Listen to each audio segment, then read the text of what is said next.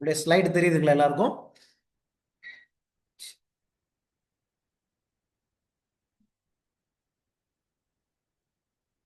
இன்றைக்கு நம்ம எதை குறித்து படிக்க போறோம் அப்படின்னா, வெளிப்படுத்தல் புத்தகத்தில் இயேசு கிறிஸ்து பாகம் 2.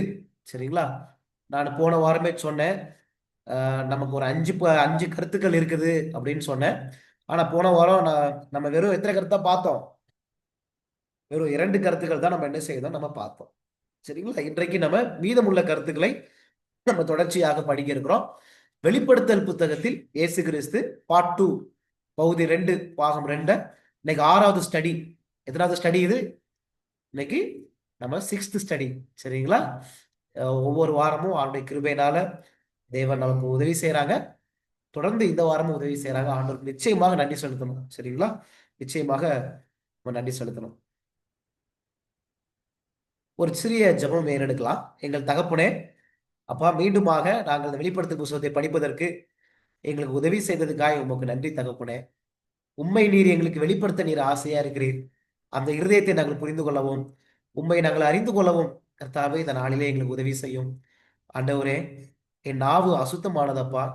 என் நாவை உம்முடைய விரலினாலே சுத்தம் செய்யுங்க ஆண்டவரே. அப்பா, சுத்தமான இருதயத்தை எங்களுக்கு சிருஷ்டியுங்க. நாங்கள் லீதியாளை போல பவுல் பிரசங்கம் செய்யும் போது லீதியாளுடைய கவனத்தை பவுலுடைய பிரசங்கத்துக்கு கேட்கறது உதவி செய்த தேவன். ஆண்டவரே, இந்த பிரதான பாவி உடைய சத்தியத்தை கற்றுக் கொடுக்கும் போது ஆண்டவரே, நான் அல்ல, உடைய ஆவியானவர் என் வழியாய் பேசி கேட்கக்கூடிய ஒவ்வொரு இருதயத்தினுடைய கவனத்தையும் உடைய வசனத்துக்கு நேராக திருப்ப வேண்டுமாய் நாங்கள் செபிக்கிறோம். இன்று நாங்கள் இயேசுவை பார்க்கவும், நாங்கள் ஒவ்வொருவரும் இயேசுவை அறிந்து கொள்ளவும் கர்த்தர் எங்களுக்கு உதவி செய்ய வேண்டுமாய் இயேசின் வழியாய் நாங்கள் செபிக்கிறோம் நல்ல பிதாவே. ஆமென்.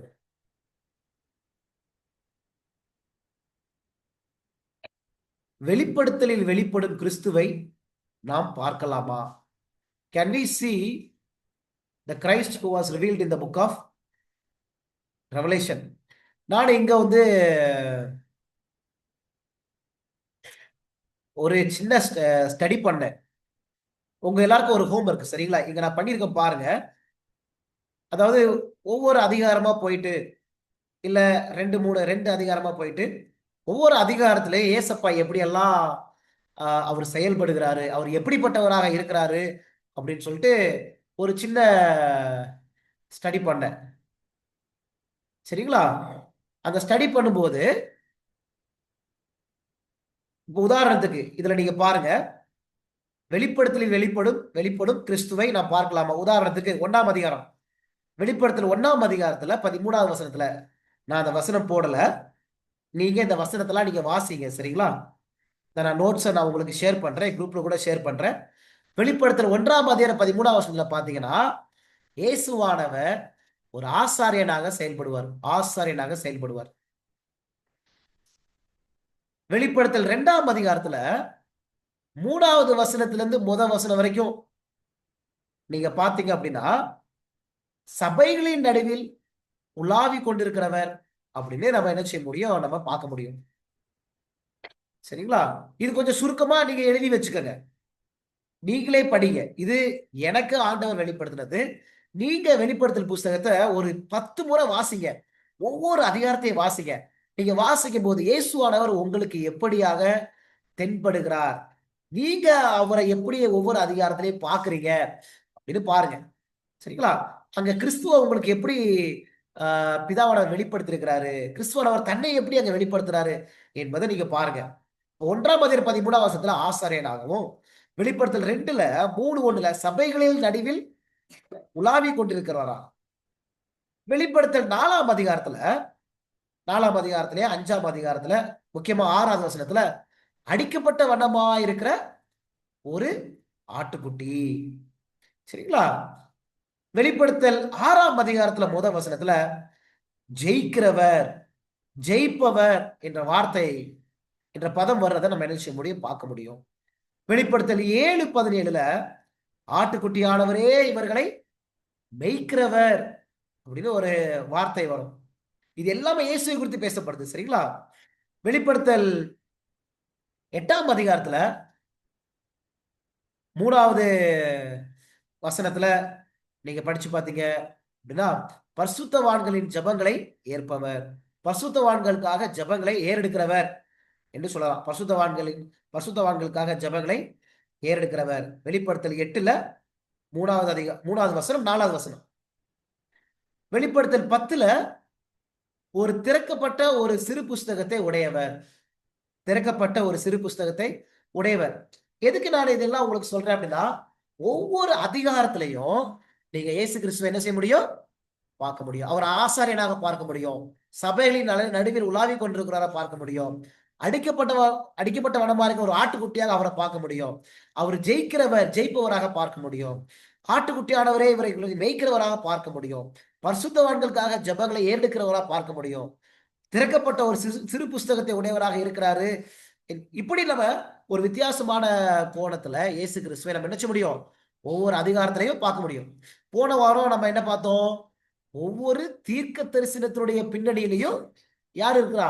ஏசப்பா இருக்கிறாங்க அப்படின்னு நம்ம படிச்சோம். இப்ப ஒவ்வொரு அதிகாரத்திலையும், சரிங்களா, இல்ல ஒரு 2 அதிகாரத்துல எதை இயேசு கிறிஸ்துவானவர் எப்படிப்பட்டவராக காணப்படுறார் என்பதை நம்ம என்ன செய்யலாம்? நம்ம பார்க்கலாம். பாருங்களேன். அடுத்தது வெளிப்படுத்தல் 11:15ல தமது பிதாவிடமிருந்து உலகத்தின் ராஜ்யங்களை பெறுகிறவர். வெளிப்படுத்தல் 12ல 4வது வசனம் 5வது வசனத்துல வாக்குத்தத்தம் பண்ணப்பட்ட ஆண் பிள்ளையாக மரணத்தை வென்று பரமேறினவராக அப்படி பார்க்கலாம். வெளிப்படுத்தல் 13:8ல ஜீவ புஸ்தகத்தை உடைய ஆட்டுக்குட்டியானவராக. சரிங்களா? வெளிப்படுத்தல் 14:1-14ல சீயோன் மலையின் மேல் ஆட்டுக்குட்டியானவராக, வெண்மேகத்தின் மேல் மனுஷகுமாரனாக. சரிங்களா? ஒருவேளை நான் வேகமா போறேன்னா இந்த நோட்ஸ் நான் உங்களுக்கு ஷேர் பண்றேன். நீங்க என்ன செய்யலாம்? அந்த நோட்ஸை பார்த்து நீங்க குறிப்பெடுத்துக்கங்க. சரிங்களா? ஆனா இது உங்களுக்கு ஒரு வீட்டு பாடம்னு சொல்லியிருக்கிறேன். நானே போட்டிருக்கிறேன்ல, அதே கருத்தை நீங்க எழுதணும் அவசியம் இல்லை. நீங்க படிங்க. ஒவ்வொரு அதிகாரத்தை எத்தனை முறை படிக்கணும்னு சொன்ன? 10 முறை படிங்க. படிச்சு உங்களுக்கு இயேசுவானவர் எப்படியாக தோன்றாரு அப்படின்னு நீங்க கண்டுபிடிங்க. உங்களுக்கு பர்சனல் லைஃப்ல உங்களுக்கு கிரைஸ்ட் உங்களுக்கு எப்படி இருக்கிறாரு நீங்க படிங்க. வெளிப்படுத்தல் 1ஆம் 10 முறை படிங்க. அங்க ஏசப்பா எப்படி வர்றாங்க. ஒருவேளை வெளிப்படுத்த 4ஆம் அதிகாரத்துல ஏசப்பா வரல அப்படின்னா 5ஆம் அதிகாரத்தை பாருங்க. அப்ப 4ஆம் அதிகாரத்துக்கு 5ஆம் அதிகாரத்துக்கு சேர்த்து உங்களுக்கு ஏசப்பா எப்படியாக உங்களுக்கு தனிப்பட்ட வகையில ஆசீர்வாதமா இருக்கிறாரு, எப்படிப்பட்ட குணத்தை உங்களால பார்க்க முடியுது, அவர் எப்படிப்பட்டவராக காண போறார் என்பதை நீங்க பாருங்க. வெளிப்படுத்தல் 14:1-14ல சீயோன் மலையின் மேல் ஆட்டுக்குட்டியானவராக, வெண்மேகத்தின் மேல் மனுஷகுமாரனாக. வெளிப்படுத்தல் 15-16ஆம் அதிகாரத்துல நீதியாய் நியாயம் தீர்ப்பவராக, துதியை பெறும் ஆட்டுக்குட்டியானவராக. வெளிப்படுத்தல் 17-18ல ஆவிக்குரிய பாபிலோன் தமது ஜனங்களை அழைக்கும் ஆட்டுக்குட்டியானவராக. வெளிப்படுத்தல் 19ல ராஜாதி ராஜா கர்த்தாதி கர்த்தாவாக. வெளிப்படுத்தல் 20ல வெள்ளை சிங்காசனத்திலிருந்து நியாய தீர்ப்பவராக. வெளிப்படுத்தல் 21:4ல கண்ணீரை துடைப்பவராக. வெளிப்படுத்தல் 22ல 12-16வது வசனத்துல அவனவனுக்குரிய பலன்களை கொண்டு வரும் நியாயாதிபதியாக, பிரகாசமுள்ள விடிவெளி நட்சத்திரமாக கிறிஸ்து வெளிப்படுகிறார். சரிங்களா? இதெல்லாம் நீங்க எழுதுறதுக்கு உங்களுக்கு நேரம் இருக்காது. ஆனா இதுல என்ன நம்ம ஒரு காரியத்தை புரிந்து கொள்றோம்? வெளிப்படுத்தல 1லிருந்து 22ஆம் அதிகாரம் வரைக்கும் ஒவ்வொரு அதிகாரமும் அங்க யாரை குறித்து பேசுகிறது? இயேசு கிறிஸ்துவை குறித்து பேசுகிறது. சரிங்களா? அதனாலதான் இதுக்கு வெளிப்படுத்தல் புத்தகத்துக்கு இன்னொரு பேர் வைக்கலாம். என்ன பேர் வைக்கலாம்? 5th காஸ்பல், 5வது சுவிசேஷம். அப்படி ஒரு பேர் வைக்கலாமா, வைக்க கூடாதா? எப்படி மத்தேயு, மார்க், லூக்கா, யோவான், சரிங்களா, அதெல்லாம் சுவிசேஷம். ஏன் சுவிசேஷம்? அதெல்லாம் இயேசு கிறிஸ்துவை குறித்து என்ன செய்கிறது? வெளிப்படுத்துகிறது. அதே போலதான் ஒவ்வொரு வெளிப்படுத்தல் புத்தகத்துல ஒவ்வொரு அதிகாரமும் அங்க இயேசுவுக்கு நேராக நம்மளை வழி நடத்தும். இயேசுவானவர் நமக்காக என்ன செய்கிறார் என்பதை அங்க என்ன செய்ய நம்ம பார்க்கலாம். சரிங்களா? அப்ப கடைசி ஒரு 3 கிளாஸ், ஒரு 3 வகுப்பு நம்ம என்னதான் படிச்சுட்டு வர்றோம்? தானியேல், வெளிப்படுத்தல் புஸ்தகம், இதெல்லாம் யாரை பற்றியது? இயேசுவை பற்றியது. இப்ப நம்ம தானியேல் வெளிப்படுத்தல் தீர்க்கதரிசனங்களை படிக்கும் போது இந்த கருத்தை மிஸ் பண்ணிடவே கூடாது. சரிங்களா? இந்த வேதாகமத்துல ஒரு வசனம் இருக்கு பாருங்களேன். ஏன்னா இது வாய்ப்பு இருக்குதா இல்லையா?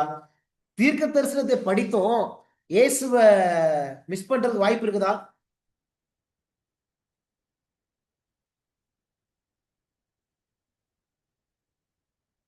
ஒரு வசனத்தை வாசிக்கலாம் பாருங்களேன். மத்தேயு 2 போங்க. இந்த வசனம் நான் போடல, எழுதி வச்சுக்கோங்க, நம்ம பின்னாடி ஆட் பண்ணலாம். தீர்க்க தரிசனங்களை நம்ம படிக்கும்போது ஏசப்பாவை மிஸ் பண்றதுக்கு வாய்ப்பு இருக்குதா? படிக்கலாம். மத்தேயு 2 போங்க. இந்த கிறிஸ்துமஸ் காலகட்டத்துல இந்த அதிகாரத்தை எல்லாரும் வாசிப்பாங்க, அப்படிதானே? மத்தேயு 2 போங்க. 2 நான் 1 வாசிக்கிறேன்.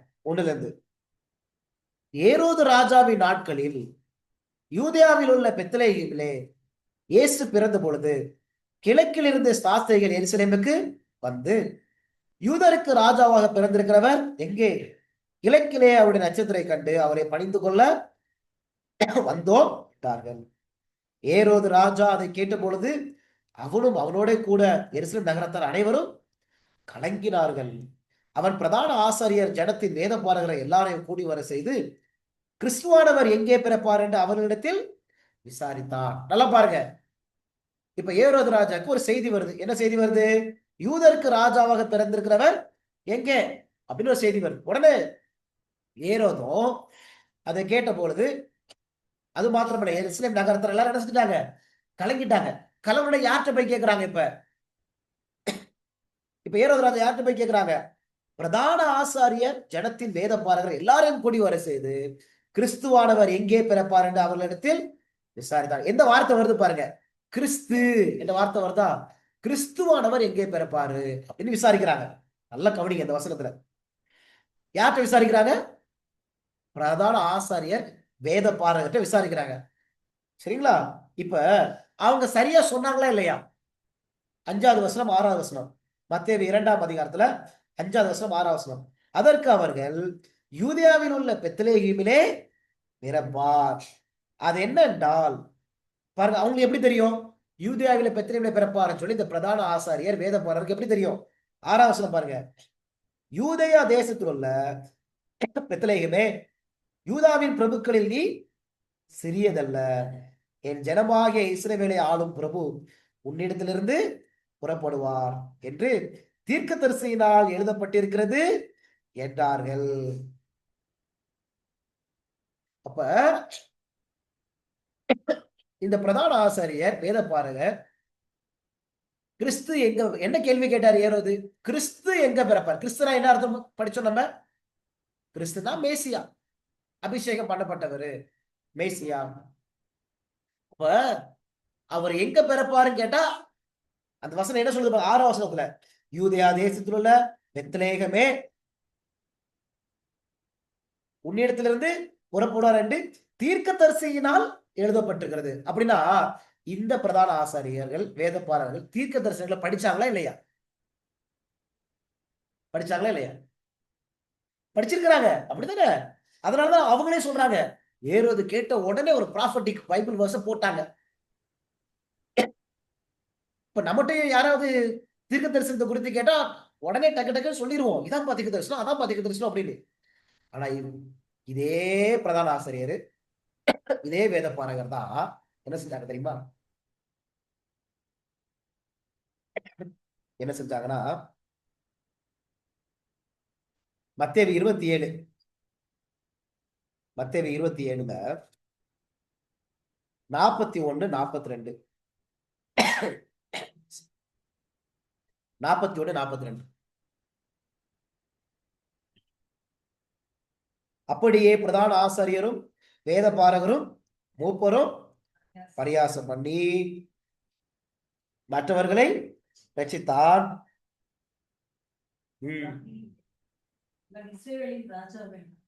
ராஜாவானால் இப்பொழுது சிலுவையில் இருந்து இறங்கி வரட்டும், அப்பொழுது இவர்களை விசுவாசிக்கும்.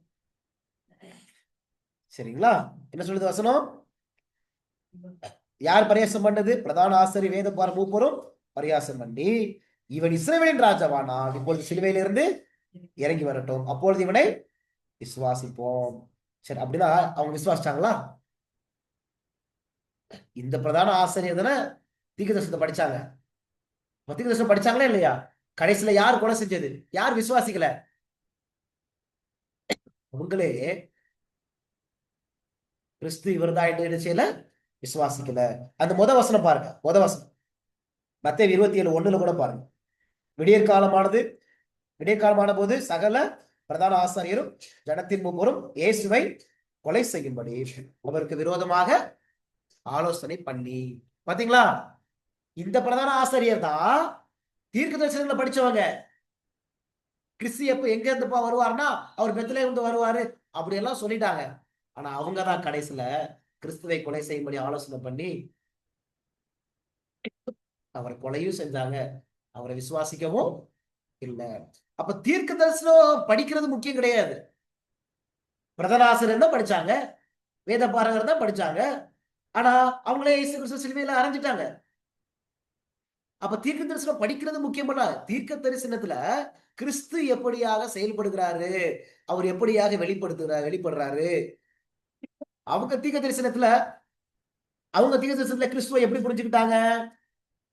அந்த மத்தேயு 2ஆம் அதிகாரத்துல படிச்சோம்ல, என் ஜனமாகிய இஸ்ரவேலை ஆளும் பிரபு அப்படிதான் படிச்சுக்கிட்டாங்க. ஆனா என்ன படிக்கல? இந்த ஜனத்துக்காக மேசியா ஒருத்தர் வருவாரு, அவரு அடிக்கப்படுவாரு, அவரு கொல்லப்படுவாரு என்று சொல்லி ஏசாயா 53 சொல்லப்பட்டிருக்குல்ல. ஏசாயா 53 சொல்லப்பட்டிருக்குல்ல. அந்த தீர்க்க தரிசனத்தை அப்ப இயேசுவானவர் எப்படி எல்லாம் செயல்படுவாரு இத அவங்க தொலைச்சிட்டாங்க.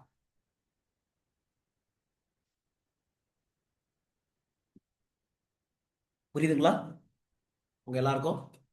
அப்ப தீர்க்க தரிசனங்களை படிக்கிறது மாத்திரம் முக்கியம் இல்ல. அந்த தீர்க்க தரிசனத்துல கிறிஸ்து என்ன செஞ்சிட்டு இருக்கிறாரு, அவர் என்ன வேலை செய்யறாரு, நமக்காக அவர் என்னென்ன பண்றாரு, இதை நம்ம சரியா புரிஞ்சுக்கலாம் அப்படின்னா நாமும் கடைசியில கிறிஸ்துவை சிலுவையில அரைஞ்சிருவோம். அப்படின்னா அவரை மனசை நம்ம கஷ்டப்படுத்திடுவோம். நம்ம அவரை கடைசியில விசுவாசிக்க மாட்டோம். அதனாலதான் திருப்பி திருப்பி ஒவ்வொரு வாரமும் நம்ம என்ன செஞ்சுட்டு இருக்கிறோம்? தீர்க்க தரிசனத்துல இயேசு கிறிஸ்துவ பாருங்க, இயேசு கிறிஸ்து என்ன செய்யறாரு, அவர் ஒவ்வொரு காலகட்டத்துல என்ன செய்யறாரு, நமக்காக என்ன செஞ்சாருன்னு சொல்லி நம்ம அதை மையமா படிச்சுட்டு இருக்கிறோம். அப்ப இது ரொம்ப முக்கியம் இல்லையா? நம்ம ஒருவேளை யோசிக்கலாம், தீர்க்க தரிசனத்துல எவ்வளவோ படிக்க வேண்டிய இருக்குது. இன்னும் நமக்கு 666 மிருகத்தின் முத்திரை, தேவனுடைய முத்திரை, 144 பேரு, அர்மகதன் யுத்தம், இப்படி எவ்வளவோ காரியங்கள் படிக்க வேண்டி இருக்குது. ஏன் இதுல நேரத்தை செலவிட்டு இருக்கிறோம் அப்படின்னு நம்ம நினைக்கலாம். ஆனா அதையெல்லாம் தெரிஞ்சுக்கிட்டு இயேசுவ நமக்கு தெரியல அப்படின்னா நித்திய ஜீவனே இல்ல. ஏன்னா இயேசு கிறிஸ்துவை அறிவதே என்னது? நித்திய ஜீவன். நித்திய ஜீவன் என்பது ஒரு கால சம்பந்தப்பட்டது கிடையாது. அது 2ஆம் முறைக்கு அப்புறம் நமக்கு நித்திய ஜீவன் ஒன்று இருக்குது. ஆனா அது மாத்திரம் அல்ல. நித்திய ஜீவன் என்பது இயேசு கிறிஸ்துவை நாளுக்கு நாள் அறிஞ்சு அவரோடு ஒரு நெருங்கிய உறவுக்குள்ளாக தங்கி வாழ்வது ஒரு நித்திய ஜீவன். அந்த அனுபவத்துக்குள்ள போகணும் அப்படின்னா இயேசு கிறிஸ்து எனக்காக என்ன செஞ்சுட்டு இருக்கிறாரு, என்னென்ன காரியங்களை செஞ்சாரு, அவர் என்னென்ன பண்றாரு என்பதை நான் உணரும் போதுதான் இந்த பிரதான ஆசிரியர்கள் போல வேத பாடல்கள் போல என்ன செய்ய மாட்டேன், நானு இயேசுவை வெறுத்துற மாட்டேன். உங்களை புரிஞ்சுக்க முடியுதுங்களா? அப்ப எவ்வளவு முக்கியம் பாருங்க. அப்ப அதனாலதான் இந்த வெளிப்படுத்தல் புத்தகத்துக்கு என்ன பேருன்னு படிச்சோம்? வெளிப்படுத்தல் புத்தகத்துக்கு என்ன பேரு? ஒரு 5th காஸ்பல், 5வது சுவிசேஷம் படிச்சோம். ஆனா ஆங்கில பைபிள்ல வசனத்துல வரி என்ன வரி போட்டிருக்குன்னு படிச்சோம் நம்ம? The revelation of Jesus Christ. இயேசு கிறிஸ்துவை வெளிப்படுத்துதல் தான் வெளிப்படுத்தல் புத்தகம். சரிங்களா? அப்ப எவ்வளவு முக்கியமானது பாருங்க. அப்ப அதனாலதான் ஒவ்வொரு அதிகாரத்தையும் 10 முறை படிங்க. 10 முறை படிச்சு இயேசுவானவர் தன்னை எப்படியாக நமக்கு வெளிப்படுத்துறார் என்பதை நம்ம அதை அறியல புரியல அப்படின்னா, அதை விசுவாசிக்கல அப்படின்னா நம்மளால 2ஆம் முறைக்கு என்ன செய்ய முடியாது, ஆயத்தமாக முடியாது. ஏன் இயேசு கிறிஸ்துவை குறித்து பிதாவானவர் இயேசு கிறிஸ்துவே தன்னை குறித்து ஒவ்வொரு அதிகாரத்தையும் ஏன் இப்படி வெளிப்படுத்தணும்? ஏன்னா நம்முடைய நம்பிக்கை, நம்முடைய ஹோப் எல்லாமே அதுதான். உங்களுக்கு ஒரு உதாரணம் சொல்றேன்னு. ஒரு பையன் கேட்டான், ஒரு கேள்வி கேட்டான். என்ன கேட்டான் அப்படின்னா, ஏன் ஆண்டவர் நோவா காலத்து ஜனங்கள் எல்லாம் அழிக்கணும்? அவங்க பாவம் செஞ்சாங்க, அழிக்கணும். அவர் அன்புள்ளவர் தானே. ஏன் சோதம் குமாரா காலத்துல பாவத்துல இருந்த மக்களை ஆண்டவர் அழிக்கணும்? அவர் அன்புள்ளவர் தானே. அப்ப நான் அவனுக்கு சொன்னேன், நீ தேவனை நீ இன்னொன்னு இயேசுவை நீ சரியா புரிஞ்சுக்கலப்பா அப்படின்னு. வெளிப்படுத்தல் புத்தகத்துல அந்த 15ஆம் அதிகாரம் 16ஆம் அதிகாரம் யாருக்கு எது குறித்து பேசுது? நீதியாய் நியாய நியாயம் தீர்ப்பவராக இருக்குதா? வெளிப்படுத்தல் 20ஆம் அதிகாரத்துல வெள்ளை சிங்காசனத்திலிருந்து நியாயம் தீர்ப்பவராக. அப்படின்னா இயேசு கிறிஸ்துவனுக்கு எத்தனை ரோல் இருக்குது? அதாவது இப்ப நம்ம படிச்ச வரைக்கும் இருக்க அநேக வேலைகள் இருக்கு. அதுல அவர் ஒரு அன்புள்ள தகப்பனாவும் இருக்கிறாரு, அப்படித்தானே? அதனாலதான் அவரை ஏசாயா 9:6 சொல்லும்போது நித்திய பிதா அப்படின்னு சொல்லுது. இயேசு கிறிஸ்துவை குறித்து பேசும்போது அதிசயமானவர், நித்திய பிதா, ஆலோசனை கர்த்தா நம்ம படிக்கிறோம்ல. அப்ப அவர் நித்திய பிதா, அப்ப அவர் ஒரு ஒரு பாசமுள்ள தகப்பனாவும் இயேசுவானவர் இருக்கிறாரு. அதே நேரத்துல அவருடைய இன்னொரு வேலை என்னது? வெளிப்படுத்தல் புத்தகம் சொல்லுது, நியாயாதிபதி, ரைச்சஸ் ஜட்ஜ். அது எப்படிப்பட்ட நியாயாதிபதி? நீதியாய் நியாயம் தீர்ப்பவராக. அப்ப அந்த பையன்கிட்ட சொன்ன, அப்பா நீ இயேசு கிறிஸ்துவ வெறும் தகப்பனாக மாத்திரம் தான் பாக்குற, ஆனா இயேசு கிறிஸ்து ஒரு நீதியோட நியாயாதிபதி, அது உனக்கு தெரியுமா? அப்ப பாவத்தில் நிலைச்சிருக்கிறவங்கள ஒரு நீதியோட நியாயாதிபதி என்ன செய்யணும்?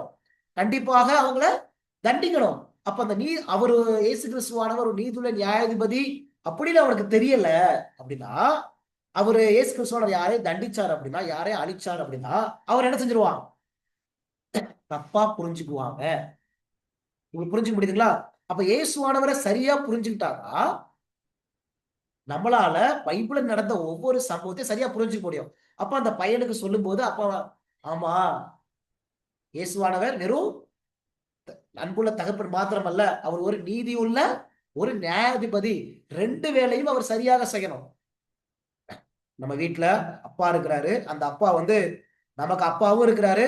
அவர் ஒரு ஜட்ஜி வேலை பண்றார் அப்படின்னா, அந்த ஜட்ஜி வேலையும் சரியா என்ன செய்யணும்? செய்யணும். அவரு நானு வீட்டுல பிள்ளைங்களுக்கு மட்டும் அப்பாவா மாத்திரம் இருப்பேன், ஆனா அவர் சரியா நியாயாதிபதியா இல்லாட்டா என்ன ஆகும்?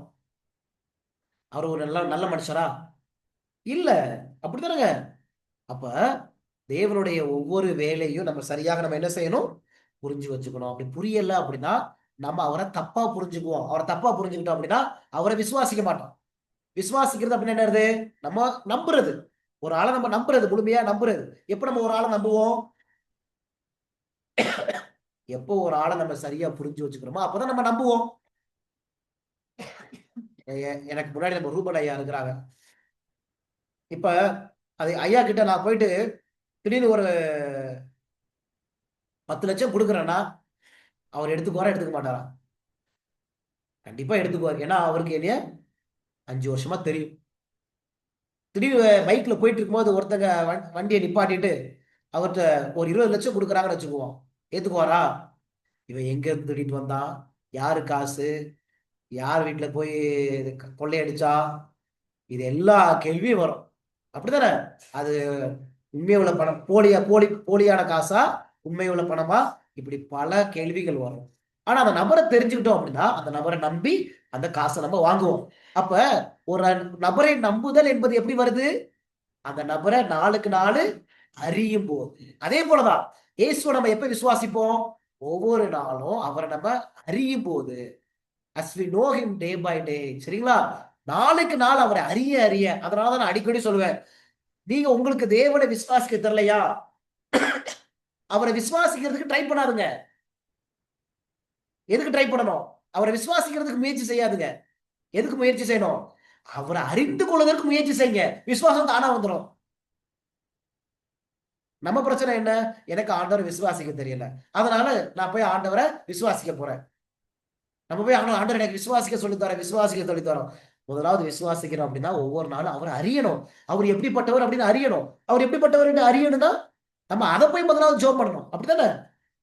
இப்ப எப்படி நம்ம அவர் எப்படிப்பட்டவர் எப்படி அறியறது? வெளிப்படுத்தும் புத்தகத்துல முதல் அதிகாரத்தை ஒரு 10 முறை வாசிக்கிறோம். இயேசுவானவர் எப்படிப்பட்டவர், அவர் எனக்காக என்ன செஞ்சிருக்கிறாரு 10 முறை.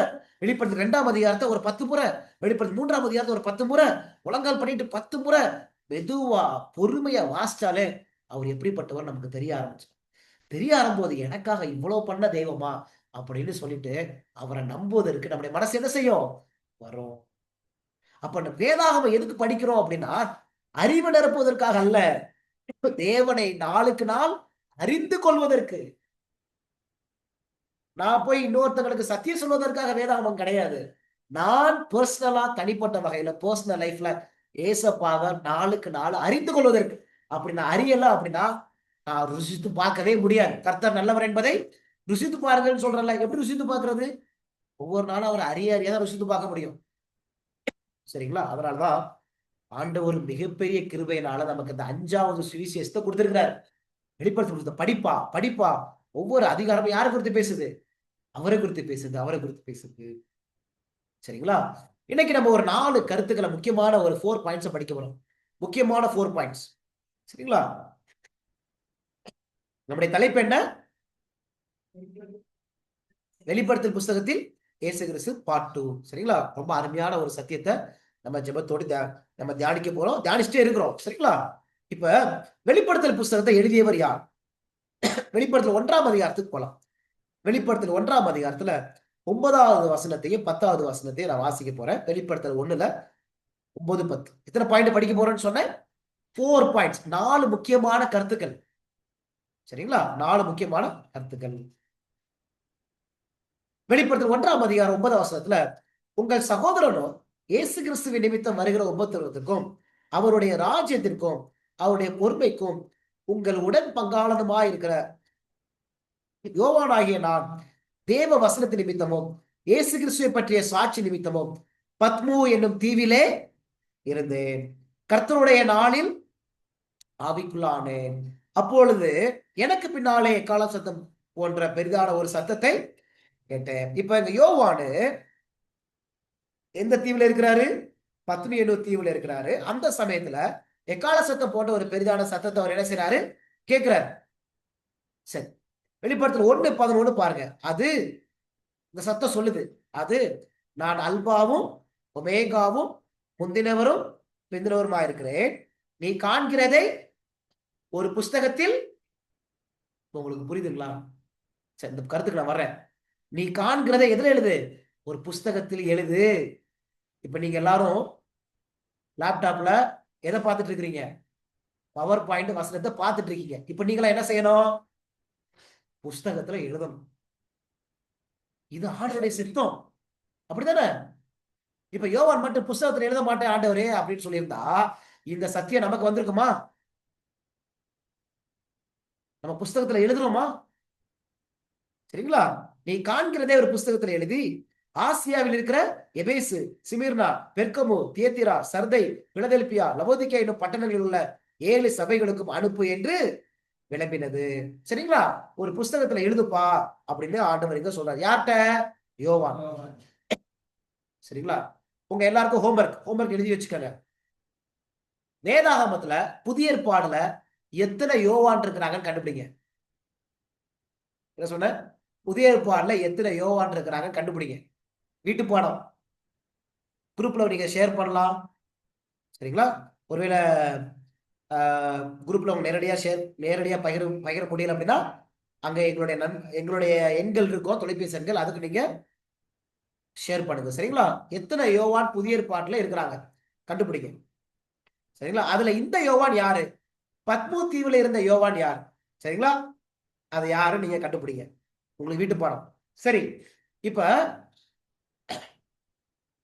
நான் அல்பாவும் ஒமேகாவும் முந்தினவரும் பிந்தினவருமா இருக்கிறேன் அப்படின்னு சொல்றாருல, அவர் யாரு? அவர் தானே சொல்றாரு நீ காண்கிறதே புஸ்தகத்தில் எழுது. சரி, பார்க்கலாம். அப்படியே தொடர்ந்து வெளிப்படுத்தல் 1:20 பாருங்க. என் வலது கரத்தில் நீ கண்ட 7 நட்சத்திரங்களின் ரகசியத்தையும் 7 பொன்குத்தலுக்களின் ரகசியத்தையும் எழுது. பாத்தீங்களா? அவர் என்ன சொல்றாரு? எழுது எழுது அப்படின்னு சொல்றாரு. அடுத்த வசனம் பாருங்க. வெளிப்படுத்தல் 1:19 பாருங்க. நீ கண்டவைகளையும் இருக்கிறவைகளையும் இவைகளுக்கு பின்பு சம்பவிப்பவைகளையும் எழுது. எத்தனை முறை பார்த்துட்டோம் அந்த வசனத்தை? எழுது எழுதுன்னு. வெளிப்படுத்தல் 1:19 எழுதுன்னு சொல்றாரு. வெளிப்படுத்தல் 1:20 எழுதுன்னு சொல்றாரு. வெளிப்படுத்தல் 1:11 எதுல எழுதுன்னு சொல்றாரு? ஒரு புஸ்தகத்துல நீ எழுது அப்படின்னு ஆண்டவர் என்ன செய்றாங்க? சொல்றாங்க. சரிங்களா? இப்ப யார் இதை சொன்னது பார்க்கலாம். யார் இதை சொன்னது? வெளிப்படுத்தல் 1:12 புஸ்தகத்துல எழுதியோவான் அப்படின்னு யார் சொன்னது? வெளிப்படுத்தல் 1:12 பாருங்க. அப்பொழுது என்னுடனே பேசின சத்தத்தை பார்க்க திரும்பினேன். திரும்பின போது 7 பொன் குத்துவிளக்குகளையும் அந்த 7 குத்துவிளக்கு மத்தியிலே நிலையங்கி தரித்து மார்பருகே பொற்கச்சை கட்டியிருந்த மனுஷகுமாரனுக்கு ஒப்பானவரையும் கண்டேன். யார் அப்ப சொன்னது? யாரு? இயேசுவானவர். இப்ப இயேசுவானவருடைய சத்தத்தை அவர் என்ன செய்யறாங்க? கேட்கிறாங்க அப்படின்னு பார்க்க முடியும். சரிங்களா? வெளிப்படுத்தல் 22:16 பாருங்களேன். வெளிப்படுத்தல் 22:16 இங்க இயேசுடைய சத்தத்தை கேட்கிறாரு. அதே நேரத்துல இயேசுவானவர் ஒரு காரியம் சொல்றாரு பாருங்க. சபைகளில் இவைகளை உங்களுக்கு சாட்சியாக அறிவிக்கும்படிக்கு இயேசுவாகிய நான் என் தூதனை அனுப்பினேன். பாத்தீங்களா? அப்ப இயேசுவும் அவருடைய சத்தத்தினால பேசியிருக்கிறாங்க. தரிசனத்தை தன்னை காண்பிச்சிருக்கிறார். அதே நேரத்துல தூதன் வழியாகவும் இயேசப்பா செய்திகள் என்ன செய்யறாங்க? அனுப்பியிருக்கிறாங்க என்பதை நம்ம என்ன முடியுது? பார்க்க முடியுது. இப்ப ஒரு அருமையான ஒரு பாடம் வருது பாருங்களேன். ஏசப்பா யோவான்ட்ட என்ன சொன்னாரு? புஸ்தகத்துல எழுதி எழுதி எழுதி யாருக்கு கொடுக்கணும்? யாருக்கு பகிர்ந்து கொள்ளணும்? இத சபைகளுக்கு என்ன செய்யணும்? இத பகிர்ந்து கொள்ளணும் அப்படின்னு சொன்னார். அப்படித்தானே? நமக்கு யாருக்காவது ஒரு ஹேபிட், ஒரு பழக்க வழக்கம் இருக்குதா? நம்ம எழுதி ஒரு ஒரு சின்ன கதையோ ஒரு சின்ன பிரசங்கமோ ஏதாவது ஒண்ணு எழுதி நம்ம யாருக்காவது கொடுத்துருக்கிறோமா? சபையில நம்ம படிச்சத பஸ்ல போகும்போது யாருக்காவது ஒரு துண்டு பிரதி டிராக்ஸா கொடுக்குறோமா? இந்த புத்தக ஊழியம் என்பது யார் கொண்டு வந்தது இந்த உலகத்துக்கு? இது தேவன் ஏற்படுத்தின ஊழியம். புத்தக ஊழியம். புஸ்தகத்துல எழுதி அனுப்புங்கிற சபைக்கு. அப்ப புத்தகத்தின் வழியாய் தீர்க்க தரிசன சத்தியங்களை கற்றுக் கொடுப்பது யாருடைய ஊழியம்? தேவனுடைய ஊழியம். சரிங்களா? அதான் இதுக்கு ஒரு இந்த புத்தக ஊழியத்துக்கு ஒரு பேர் இருக்குது. என்ன பேர் அப்படின்னா சைலண்ட் பிரீச்சர்ஸ். அவங்களாம் யாரா? Silent preachers. அமைதியான பிரசங்கிமார்களா அவங்க. இன்னொன்னு என்ன சொல்லுவாங்க அப்படின்னா அவங்க டம் பிரீச்சர்ஸ் அப்படின்னு சொல்லுவாங்க. டம் பிரீச்சர்ஸ். இப்ப நம்ம யாராவது பஸ்ல போய் நம்ம யாருக்கையாவது சத்தியம் சொன்னோம் அப்படின்னா நம்மகிட்ட வாக்குவாதம் பண்ணுவாங்க. ஆனா இது ஒரு புஸ்தகம் அங்க இருந்துச்சு அப்படின்னா அதை வாசிக்கிறாங்க அப்படின்னா அவங்க வாக்குவாதம் பண்ண முடியாது. ஏன்னா அதை திருப்பி பேசாது. டம் பிரீச்சர்ஸ். ஆனா அது பிரசங்கம் பண்ணும். சைலண்டா டம்பா பிரசங்கம் பண்ணும். உங்களுக்கு புரிஞ்சுக்கொள்ள முடியுதுங்களா? ஆண்டவர் இந்த காரியத்தை எங்க இருந்து ஆரம்பிச்சார்? புஸ்தகத்தில் எழுதிய இந்த காரியத்தை எங்க இருந்து ஆரம்பிச்சார் தெரியுமா? மோசே வழியா ஆண்டவர் மோசே சொன்னார்ல, ஒரு புஸ்தகத்தை நியாயப்பிரமாண புஸ்தகம் அதுல நீ எழுது அப்படின்னு சொன்னார்ல. மோசேக்கு ஆண்டவர் என்னென்ன காரியங்களை கற்பித்தாரோ எல்லாம் நியாயப்பிரமாண புஸ்தகம் புக் ஆஃப் த லா அப்படின்னு சொல்லுவாங்க. கண்டுபிடிங்க. நெக்ஸ்ட் ஹோம்ஒர்க், வீட்டு பாடம். நியாயப்பிரமாண புஸ்தகம் சொல்லி பைபிள்ல எந்த வசனம் சொல்லுது? பழைய ஏற்பாடுல இந்த வசனம் வருது. எந்த வசனம் சொல்லுது? Book of the law. Homework. சரிங்களா? இந்த ஹோம்ஒர்க் எல்லாம் எழுதி வைங்க, மறந்துடாதுங்க. வீட்டு பாடம். அப்ப சரிங்களா? அப்ப இந்த புத்தக ஊழியம் என்பது எவ்வளவு பெரிய மாபெரும் ஊழியமா இல்லையா? இன்னைக்கு எத்தனை பேர் இந்த புத்தக ஊழியத்தை செய்யறோம்? சிந்தித்து பாருங்க. நம்முடைய சபையிலையும் பஸ்ல போயிட்டு இருக்கும் போதும் சரிங்களா, இந்த புத்தக ஊழியம் என்பது தேவன் ஏற்றின ஊழியம். இந்த ஊழியத்தை நம்ம சில பேரால பெரிய பிரசங்கம் பண்ண முடியாது. சில பேரா சில நேரம் போய் முன்னாடி போய் நின்னோம் அப்படின்னா கை கால்லாம் நடுங்கும், அவங்களால முடியாது. ஆனா இந்த ஊழியம் செய்யலாம். செய்யக்கூடாதா? ஒரு புஸ்தகத்தை எடுத்து கொடுக்கலாம். இது தேவன் ஏற்றின ஊழியம். வெறும் புல்பீட்ல போய் பீடத்தண்டையில போய் பிரசங்கம் பண்றது மாத்திரம் ஊழியம் அல்ல. இப்படி புஸ்தகங்களின் வழியாய் சத்தியத்தை அறிவிப்பதும் தேவனுடைய ஊழியம். சில நேரங்கள மாசத்துல ஒரு 100 ரூபா கொஞ்சம் கொஞ்சமா சேர்த்து வச்சு அந்த 100 ரூபா வச்சு ஒரு சில துண்டு பிரதிகளை வாங்கி அதை 4-5 பேருக்கு நம்ம கொடுக்கலாம். இல்ல நம்மளால எழுத முடியலையா, நமக்கு தெரிஞ்ச சில பேர் நல்ல புஸ்தகம் எழுதியிருப்பாங்க, சில எழுத்துக்கள் எழுதியிருப்பாங்க, கட்டுரைகள் எழுதியிருப்பாங்க, சில சத்தியங்கள் எழுதியிருப்பாங்க, அதை நம்ம வாங்கி அதை நம்ம விநியோகிக்கலாம்.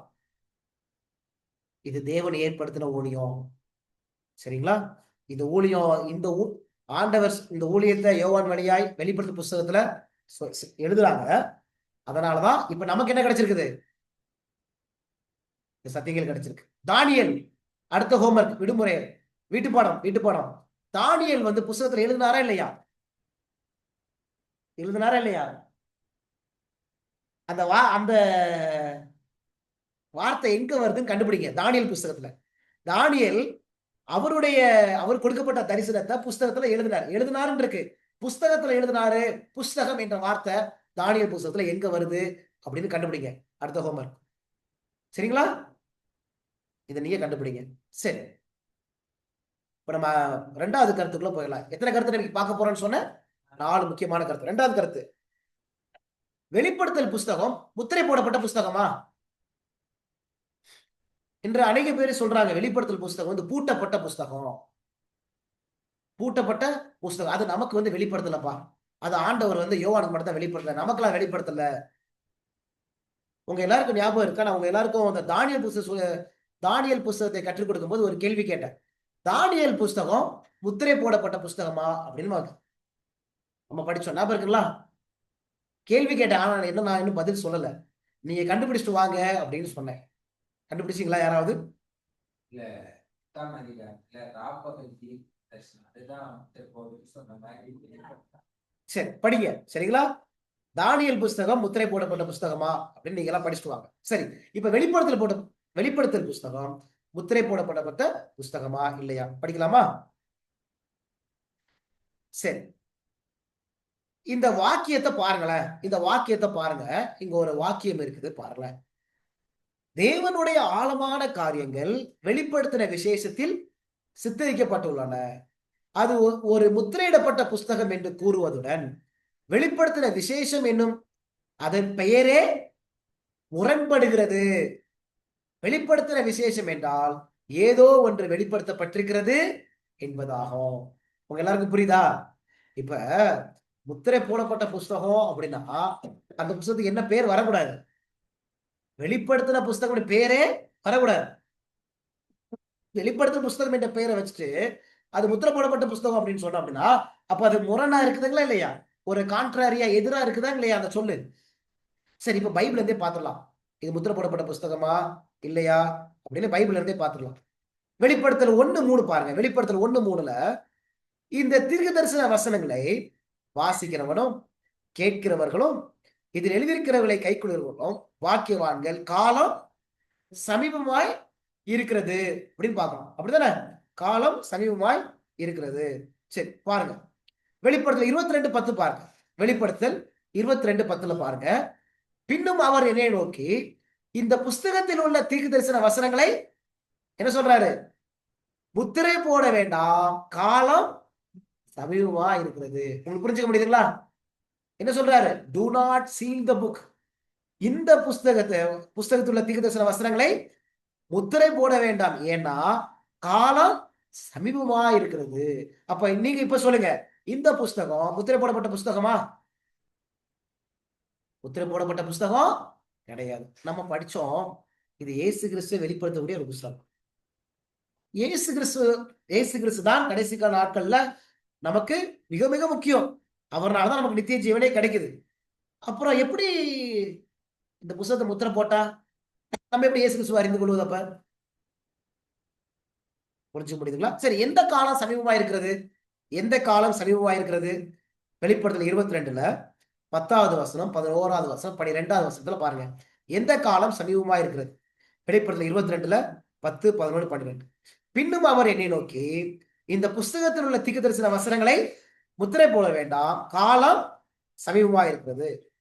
அநியாயம் செய்கிறவன் இன்னும் அநியாயம் செய்யட்டும், அசுத்தமாயிருக்கிறவன் இன்னும் அசுத்தமாயிருக்கட்டும், நீதி உள்ளவன் இன்னும் நீதி செய்யட்டும், பரிசுத்தம் உள்ளவன் இன்னும் பரிசுத்தமாகட்டும். இதோ சீக்கிரமாய் வருகிறேன், அவனவனுடைய கிரியைகளின்படி அவனவனுக்கு நான் அளிக்கும் பலன் என்னோட கூட வருகிறது. கிடைச்சிச்சா? எந்த காலம்? இயேசுவின் வருகை ரொம்ப சீக்கிரமா இருக்குது. அதனால ஆண்டவர் என்ன சொல்றாரு? இந்த புஸ்தகத்துல தீர்க்க தரிசன வசனங்களை நீங்க என்ன செய்யாதுங்க? முத்திரை போட வேண்டாம், ஏன்னா காலம் எப்படி இருக்குது? சமீபமா இருக்கிறது. புரிஞ்சு முடியுதுங்களா? அப்ப ஏன் இன்னைக்கு அனைத்து பேரு இந்த புஸ்தகம் முத்திரை போடப்பட்ட புஸ்தகம் சொல்லி நம்புறாங்க? ஏன்னா இந்த வசனத்தை அவங்க என்ன செய்யல? படிக்கல. எந்த வசனம்?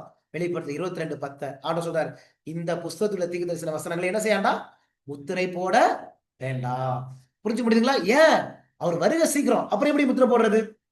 இப்ப நாளைக்கு நமக்கு எக்ஸாம், யாராவது நாளைக்கு ஹிஸ்டரி எக்ஸாம் வச்சுக்குவோம், வரலாறு எக்ஸாம், வரலாறு குறித்து படிக்கக்கூடிய எக்ஸாம். நாளைக்கு எக்ஸாம் வச்சுட்டு யாராவது இன்னைக்கு அந்த புஸ்தகம் எல்லாம் படிக்காதப்பா, அந்த புஸ்தகம் வந்து சீல்டு புக்கு, முத்திரை போடப்பட்ட புஸ்தகம் அப்படின்னு சொல்லுவாங்களா? ஏன்னா காலம் சமீபம், நாளைக்கு எக்ஸாம். எப்படி? அப்ப ஏசப்பாவும் சீக்கிரம் வரப்போறாரு, அப்புறம் வருகை சீக்கிரமா இருக்கிறதுனால இந்த புஸ்தகத்தை முத்திரை போடாத, முத்திரை போடாத என்று என்ன செய்யறாரு, சொல்றாரு. சரிங்களா? சரி, இப்ப 2 கேள்விக்குரிய பதில் கிடைச்சிச்சா? முதலாவது நம்ம என்ன பார்த்தோம்? முன்னுரையில, இன்ட்ரோடக்ஷன்ல நம்ம என்ன பார்த்தோம்? ஒவ்வொரு அதிகாரமும் இயேசு கிறிஸ்துவை குறித்து என்ன செய்கிறது, பேசுகிறது அப்படின்னு சொல்லி ஒவ்வொரு அதிகாரத்துக்கு நம்ம படிச்சோம். அடுத்தது ஒரு 4 கருத்துக்களை படிப்போம்னு சொன்னேன். அதுல முதல் கருத்துக்கள் என்ன படிச்சோம்? நம்ம முதல் கேள்வி என்ன பார்த்தோம்? நம்ம முதல் கேள்வி என்ன பார்த்தோம்?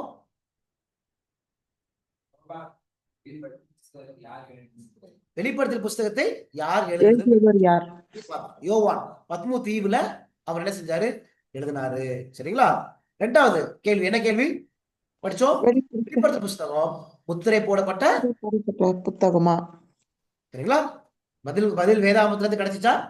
முத்திரை போட வேண்டாம். சரிங்களா? ஒரு காரியத்தை உங்களுக்கு நான் சொல்ல ஆசைப்படுறேன். நம்மளுடைய ஒவ்வொரு ஸ்டடியும், இப்ப இது 6வது ஸ்டடி, இது எல்லாமே பைபிள் வசனத்திலிருந்து படிக்கிறோமா இல்லையா? சரிங்களா? எல்லாமே வசனம் தான். அப்ப நான் கேள்வி கேட்கும் போது நீங்களா என்ன சொல்லணும்? வசனத்தை என்ன செய்யணும்? சொல்லணும். சரிங்களா? வசனத்தை பிடிச்சிடணும்.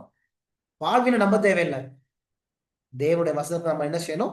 நம்பணும். வசனத்தை பிடிச்சிருங்க, வசனத்தை பிடிச்சிருங்க. ஒவ்வொரு காரியத்துக்கும் வசனத்தை பிடிச்சிருங்க. இனிமேல் நம்ம அநேக தீர்க்கதரிசனத்தை படிக்க போறோம், எல்லா வசனம் தான். வசனத்தை வச்சு நம்ம என்ன செய்ய போறோம்? படிக்க போறோம். சரி, 3வது முக்கியமான பாயிண்ட், இந்த 3வது பாயிண்ட் 4வது பாயிண்ட் தான் ரொம்ப முக்கியமான ஒரு பாயிண்ட். வெளிப்படுத்தலில் கிறிஸ்துவின் குணத்தை நாம் பார்க்கலாமா? Can we see the character of Christ in the book of Revelation? வெளிப்படுத்தலில் கிறிஸ்துவை பார்க்கலாமா அப்படின்னு ஒண்ணு நம்ம பார்த்தோம். இப்ப என்னன்னா, கிறிஸ்துவின் குணத்தை நாம் பார்க்கலாமா? வெளிப்படுத்தலில் கிறிஸ்துவின் குணத்தை நாம் பார்க்கலாமா? இப்ப நம்ம ஒரு சில கிறிஸ்துவின் குணத்தை நம்ம பார்க்க போறோம். சரிங்களா? உங்களுக்கு நான் ஆரம்பத்துல சொன்னேன், கிறிஸ்துவை ஏசப்பாவை நான் விசுவாசிக்கணும், நம்பணும் அப்படின்னா அவர் எப்படிப்பட்டவர் நான் என்ன செய்யணும்? நானு தெரிஞ்சுக்கணும். அவர் தெரிஞ்சுக்கல அப்படின்னா நான் அவரை நம்பவே மாட்டேன். இப்ப நம்ம அநேக வசனத்தை வாசிக்க போறோம். சரிங்களா? இன்னைக்கே உங்களால் நம்ப முடியுதான்னு பாருங்க, அவர் எப்படிப்பட்டவர் அப்படி. எப்படி உங்களால் நம்ப முடியும்? இது ஒரு பயிற்சி.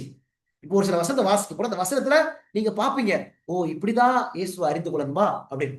சரிங்களா? அப்ப வெளிப்படுத்தல கிறிஸ்துவின் குணத்தை நம்ம பார்க்கலாமா? பார்க்க போறோமா? பொதுவா நம்மளாம் என்ன நினைச்சிட்டு இருக்கிறோம்? கிறிஸ்துவின் குணத்தை வெளிப்படுத்தலாம் பார்க்க முடியாதுப்பா. பொதுவா அது குதிரை தான்ப்பா, அது 666 மிருகத்தின் புத்திர தான்ப்பா. இயேசுவின் குணத்தை எல்லாம் அங்க பார்க்க முடியாது. இயேசுவின் குணத்தை பார்க்கணுமா? மத்தேயு, மார்க்கு, லூக்கா, யோவான் தான்ப்பா முக்கியமா. மத்தேயு, மார்க்கு, லூக்கா, யோவான் கிறிஸ்துவின் குணத்தை பார்க்கலாம். ஆனா இங்கேயும் பார்க்க முடியும். பார்க்கலாமா? எவ்வளவு அழகா இருக்கு பாருங்க.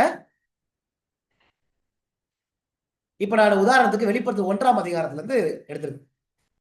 என்ன குணத்தை பார்க்கலாம் அப்படின்னா, இயேசு நம்மை நேசிக்கிறவர், நமக்காக ஆசாரிய ஊழியம் செய்யும் ஆசாரியன். பார்க்கலாமா? பாருங்களேன், வெளிப்படுத்தல் 1ஆம் அதிகாரத்துல 6வது வசனத்துல, நம்மிடத்தில் அன்பு கூர்ந்து தமது இரத்தத்தினாலே நம்முடைய பாவங்கள நம்மை கழுவி இருக்குதுங்களா?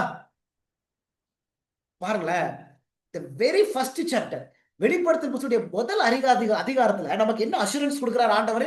என்ன நிச்சயம் கொடுக்கிறாரு? ரொம்ப ரொம்ப முக்கியம். என்ன நிச்சயம் கொடுக்கிறாரு? உன்னை நான் நேசிக்கிறப்பா, உனக்காக என் ரத்தத்தை நான் சிந்தினேன் அப்படின்னு நம்ம எல்லாருக்கும் நிச்சயத்தை முதலாவது ஆண்டவர் கொடுக்கிறாரு.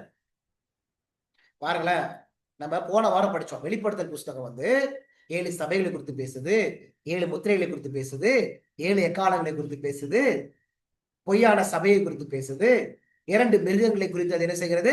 பேசுகிறது. 3 தூதர்களின் செய்தியை குறித்து பேசுது, 7 வாதைகளை குறித்து பேசுகிறது, பாபிலோனின் அழிவை குறித்து அது பேசுகிறது, பொய்யான சபை என்றால் எதை குறித்து பேசுகிறது. சரிங்களா? புதிய வானம் புதிய பூமி இப்படி பல காரியங்களை வெளிப்படுத்தும் புஸ்தகம் பேசுகிறது. ஆனா அந்த 7 சபை, 7 எக்காலம், 7 முத்திரை இதெல்லாம் பேசுறதுக்கு முன்னாடி ஆண்டவர் முதலாவது நம்ம எல்லாருக்கும் ஒரு நிச்சயத்தை கொடுக்கிறாரு. என்ன நிச்சயம் கொடுக்கிறாரு? நான் உன்னை நேசிக்கிறேன்ப்பா, உனக்காக நான் எந்த லெவலுக்கும் போவேன்ப்பா, என் ரத்தத்தை சிந்தி ஜீவனே கொடுத்தேன்ப்பா அப்படின்னு ஒரு பெரிய நிச்சயத்தை ஆண்டவர் நமக்கு கொடுத்துட்டு, இப்ப எதிர்காலத்தினுடைய சம்பவத்தை தேவன் நமக்கு என்ன செய்யறாரு? வெளிப்படுத்துறாரு. இப்ப நம்ம இந்த 6வது வசனத்தை விட்டுட்டு நம்ம நேரடியா 2 மிருகங்கள், 7 வாதைகள், மிருகத்தின் முத்திரைகள், இரவும் பகலும் சதா காலமும் வாதிக்கப்படுவார்கள் அப்படின்னு நம்ம படிக்க ஆரம்பிச்சிட்டோம் அப்படின்னா என்ன ஆகும்? வானத்துல அக்கினி வந்து அழிக்கிறதுன்னு சொல்லி வெளிப்படுத்த 20 எல்லாம் படிக்கிறோம். ஆனா என்னை நேசிக்கிறவர் ஒருவர் உண்டு அப்படின்னு அந்த அந்த வசனத்தை மாத்திரம் புரிந்துக்கலாம வெறும் அதை மாத்திரம் மனசுல வச்சா எப்படி இருக்கும்? பயந்து ஓடிடுவோம் நம்ம, அதை மூடி வச்சிருவோம் நம்ம, அப்படித்தானே? ஆனா இதை நம்ம மூடிடக்கூடாது என்பதற்காக தான் வெளிப்படுத்துற 1ஆம் அதிகாரத்துல ஆண்டவர், எப்பா உன்னை நான் எவ்வளவு நேசிக்கிறேன் தெரியுமா, என் ஜீவனையே கொடுத்தப்பா அப்படின்னு. நான் உன்னை நேசிக்கிறேன் என்பதை நிரூபிப்பதற்காக ஜீவனையே கொடுக்கிறேன். அப்ப 1ஆம் அதிகாரம் 6வது வசனத்துல ஃபர்ஸ்ட் ஆண்டவர் நமக்கு நிச்சயத்தை கொடுக்குற. என்ன நிச்சயம் கொடுக்குறாரு? I love you so much, உன்னை நான் நேசிக்கிறேன். சில பேர் பாத்தீங்கன்னா இந்த 1ஆம் அதிகாரத்தை மாத்திரம் படிக்கிறதே இல்லை, நேர 13ஆம் அதிகாரம் ஓடிடுவாங்க, இல்ல 17ஆம் அதிகாரம் ஓடிடுவாங்க, இல்ல 12ஆம் அதிகாரம் ஓடிடுறது. இந்த 1ஆம் அதிகாரத்துல அதுல ஒண்ணுமே இருக்காதுப்பா. ஆனா 1ஆம் அதிகாரத்துலதான் அங்க சொர்க்கமே இருக்குது. நேர 1,44,000. ஆனா 1ஆம் அதிகாரத்துலதான் எனக்கு நிச்சயமே இருக்குது, என்னை நேசிக்கிற ஒருத்தர் இருக்கிறார் அப்படின்னா. இப்ப 13ஆம் அதிகாரத்துல படிச்சோம் அப்படின்னா வாங்குவதும் விற்கிறதும் முடியாத ஒரு காலம் வரப்போகுது. வாங்குவதும் விற்க முடியாத ஒரு காலம். எப்படிப்பா நான் சாப்பாடுக்கு என்ன செய்ய போறேன் அப்படின்னு கேள்வி வந்துடும் நமக்கு, அப்படிதானே? ஆனா என்னை நேசிக்கிற ஒருத்தர் இருக்கிறாரு அப்படின்னு நான் அத விசுவாசிக்க ஆரம்பிச்சிட்டேன். எனக்காக எந்த லெவலுக்கும் போவார், ஜீவனையே கொடுப்பாரு அப்படின்னு அதை நம்ப ஆரம்பிச்சிட்டேன் அப்படின்னா வாங்குறது விற்கிறதும் இந்த உலகம் கொடுக்காட்டாலும் அவர் எனக்கு சாப்பாடு கொடுத்துருவாருப்பா, எனக்காக ஜீவனையை கொடுத்தவர் ஒரு நேரம் சாப்பாடு தர மாட்டாரா? அந்த விசுவாசம் நமக்குள்ள வந்துடும். உங்களுக்கு புரிஞ்சுக்க முடியுதுங்களா? உபத்திரவம் பார்த்து பயப்பட மாட்டோம். ஏன்னா அனனியா சரி மிஷாவேல் தானியேல் தீர்க்கதரிசன புத்தகம் என்ன சொல்லுது? அவங்க அக்கினிக்குள்ள போகும்போது அவரு உள்ள போனாருப்பா, என் தேவன் அப்படியே நான் துன்பத்தை அனுபவிக்கும் போது அப்படியே சிங்காசனத்துல உட்கார்ந்து இருக்கிற தேவன் அல்ல, நான் துன்பத்தை அனுபவிக்கும் போது, நான் நெருக்கப்படும் போது அவரும் நெருக்கப்படுகிற தேவன், நான் கண்ணீர் சிந்தும் போது அவரும் கண்ணீர் சிந்தக்கூடிய தேவன். இப்படி தேவனை நம்ம புரிஞ்சுக்கிட்டாதான் நம்மளால வெளிப்படுத்தும் புத்தகத்துல பின்னாடி படிக்க போறோம் எவ்வளவு உபத்திரவங்கள்லாம் வரப்போகுது, நம்ம நிக்க முடியும். எனக்கு 1 லட்சம் கடன் இருக்கு, எப்படி அடைக்க போறோம்? அதுல ஏன் நம்ம சில நேரங்கள சோர்ந்து போயிடுறோம் அப்படின்னா, எனக்காக ஜீவனையே கொடுத்தவரு இந்த 1 லட்சம் 2 லட்சம் கடனை அடைக்க முடியாதா? ஏன் நமக்கு அந்த அவரை நம்ப முடியல அப்படின்னா நமக்கு இந்த வசனம் புரியல, இந்த வசனத்தை நம்ம விசுவாசிக்கல. நம்ம எதிர்காலத்தை குறித்த கவலை, எதிர்காலம் என்ன நடக்க போதோ அப்படின்னு ஏன் கவலை வருது? என்னை நேசிக்கிற ஒருத்தர் இருக்கிறார், எனக்காக எந்த லெவலுக்கும் போனவர், எனி லெவல் அப்படி போனவர் ஒருத்தர் இருக்கிறார். இந்த ஒரு வசனம் படிக்கிறோம் ரோமர் 8ஆம் அதிகாரத்துல, நமக்காக சொந்த குமாரன் என்று பாராமல், எங்க இருக்கு அந்த வசனம்? ரோமர் 8ஆம் அதிகாரம் 32ஆம் வசனம். தம்முடைய சொந்த குமாரன் என்று பாராமல் நம்ம எல்லோருக்காகவும் அவரை ஒப்பு கொடுத்தவர், அவரோட கூட மற்ற எல்லாவற்றையும் நமக்கு அருளாதிருப்பது எப்படி? ரோமர் 8ஆம் அதிகாரம் 32வது வசனம். எழுதி வச்சுக்கோங்க, முக்கியமான வசனம். இந்த வசனம் எல்லாம் எப்போதுமே மனசுல இருக்கணும். நமக்கு சில துன்பங்கள் கஷ்டங்கள் வரும்போது தம்முடைய சொந்த குமாரன் என்று பாராமல் நம்ம எல்லாருக்காகவும் அவரை ஒப்பு கொடுத்தவர், அவரோட கூட மற்ற எல்லாவற்றையும் நமக்கு அருளாதிருப்பது எப்படி?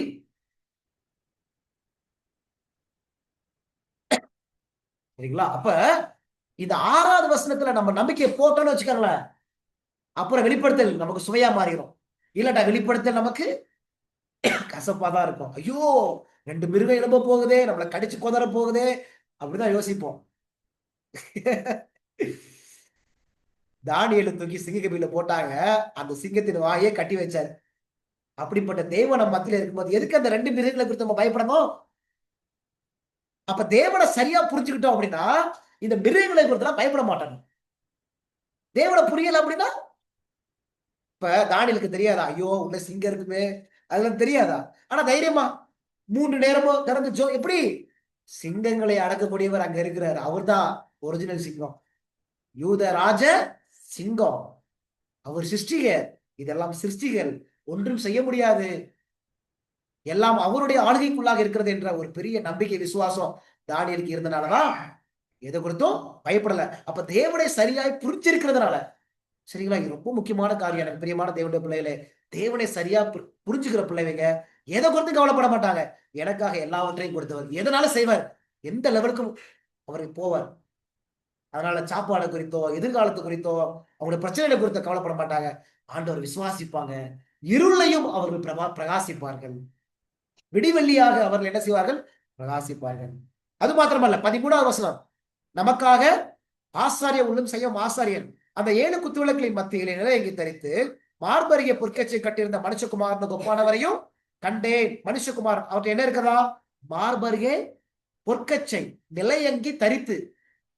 இது எதை குறிக்குது, ஆசாரியன் என்ன செய்வாங்க, நிலையங்கி தரித்து கொள்வாங்க, மார்பருகே பொற்கச்சை கட்டியிருப்பாங்க. அது யாரு, ஆசாரியன், அப்படிதானே?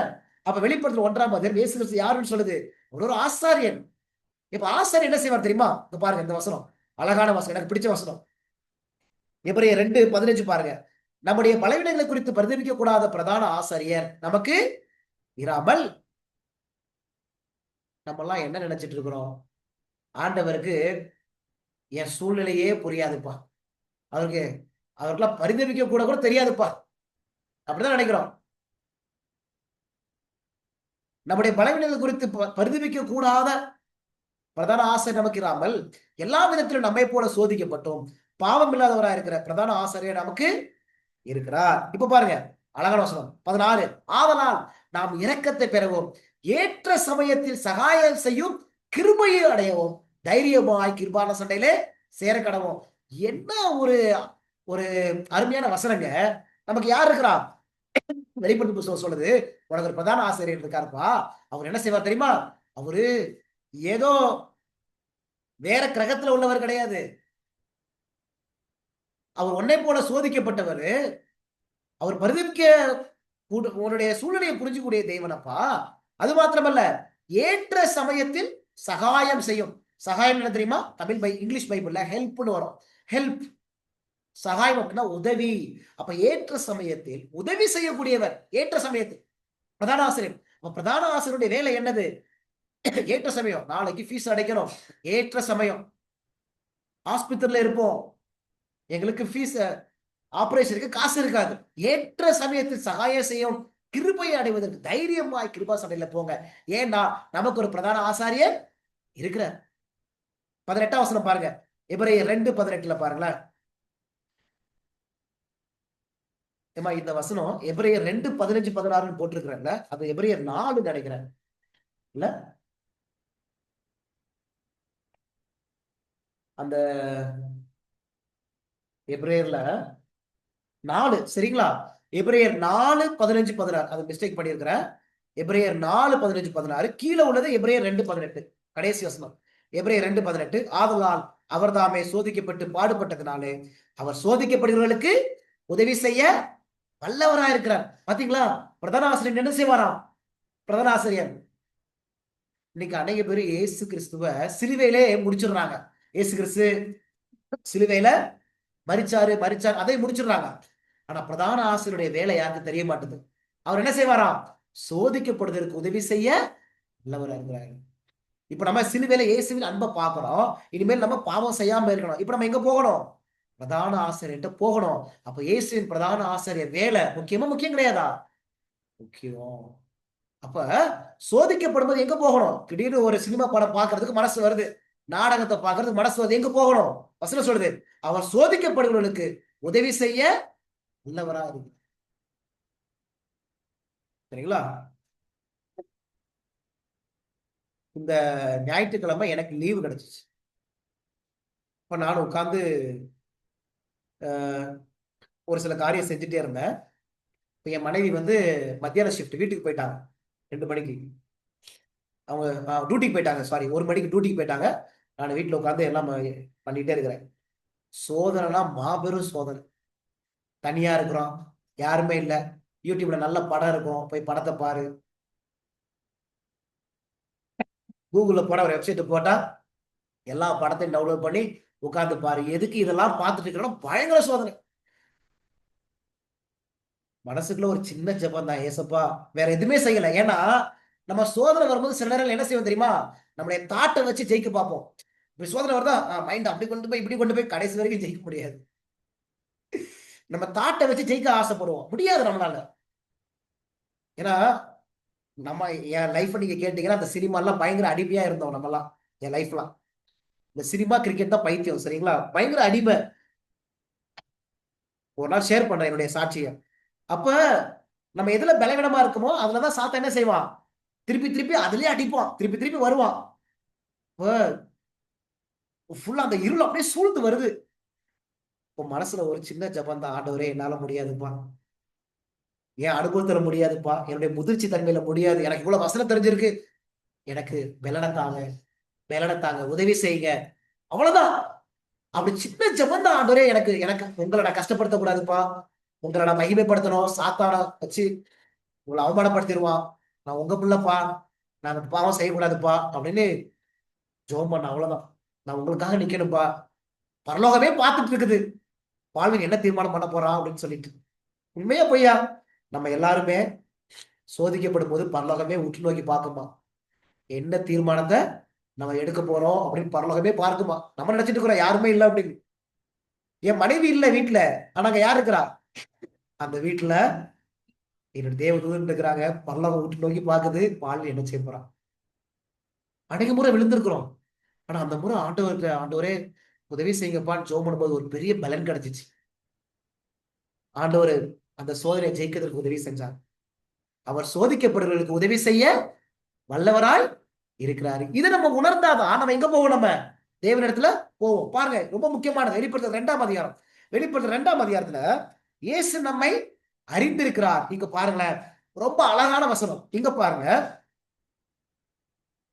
வெளிப்படுத்தல் 2ஆம் அதிகாரத்துல எபேசு சபையின் தூதனுக்கு நீ எழுத வேண்டியது என்னவெனில், 7 நட்சத்திரங்களை தம்முடைய வலதுகரத்தில் ஏந்தி கொண்டு 7 பொன் குத்துவிளக்குகளின் மத்தியிலே உலாவிக் கொண்டிருக்கிறதா சொல்லுகிறதாவது. அவர் என்ன செய்யறாரா?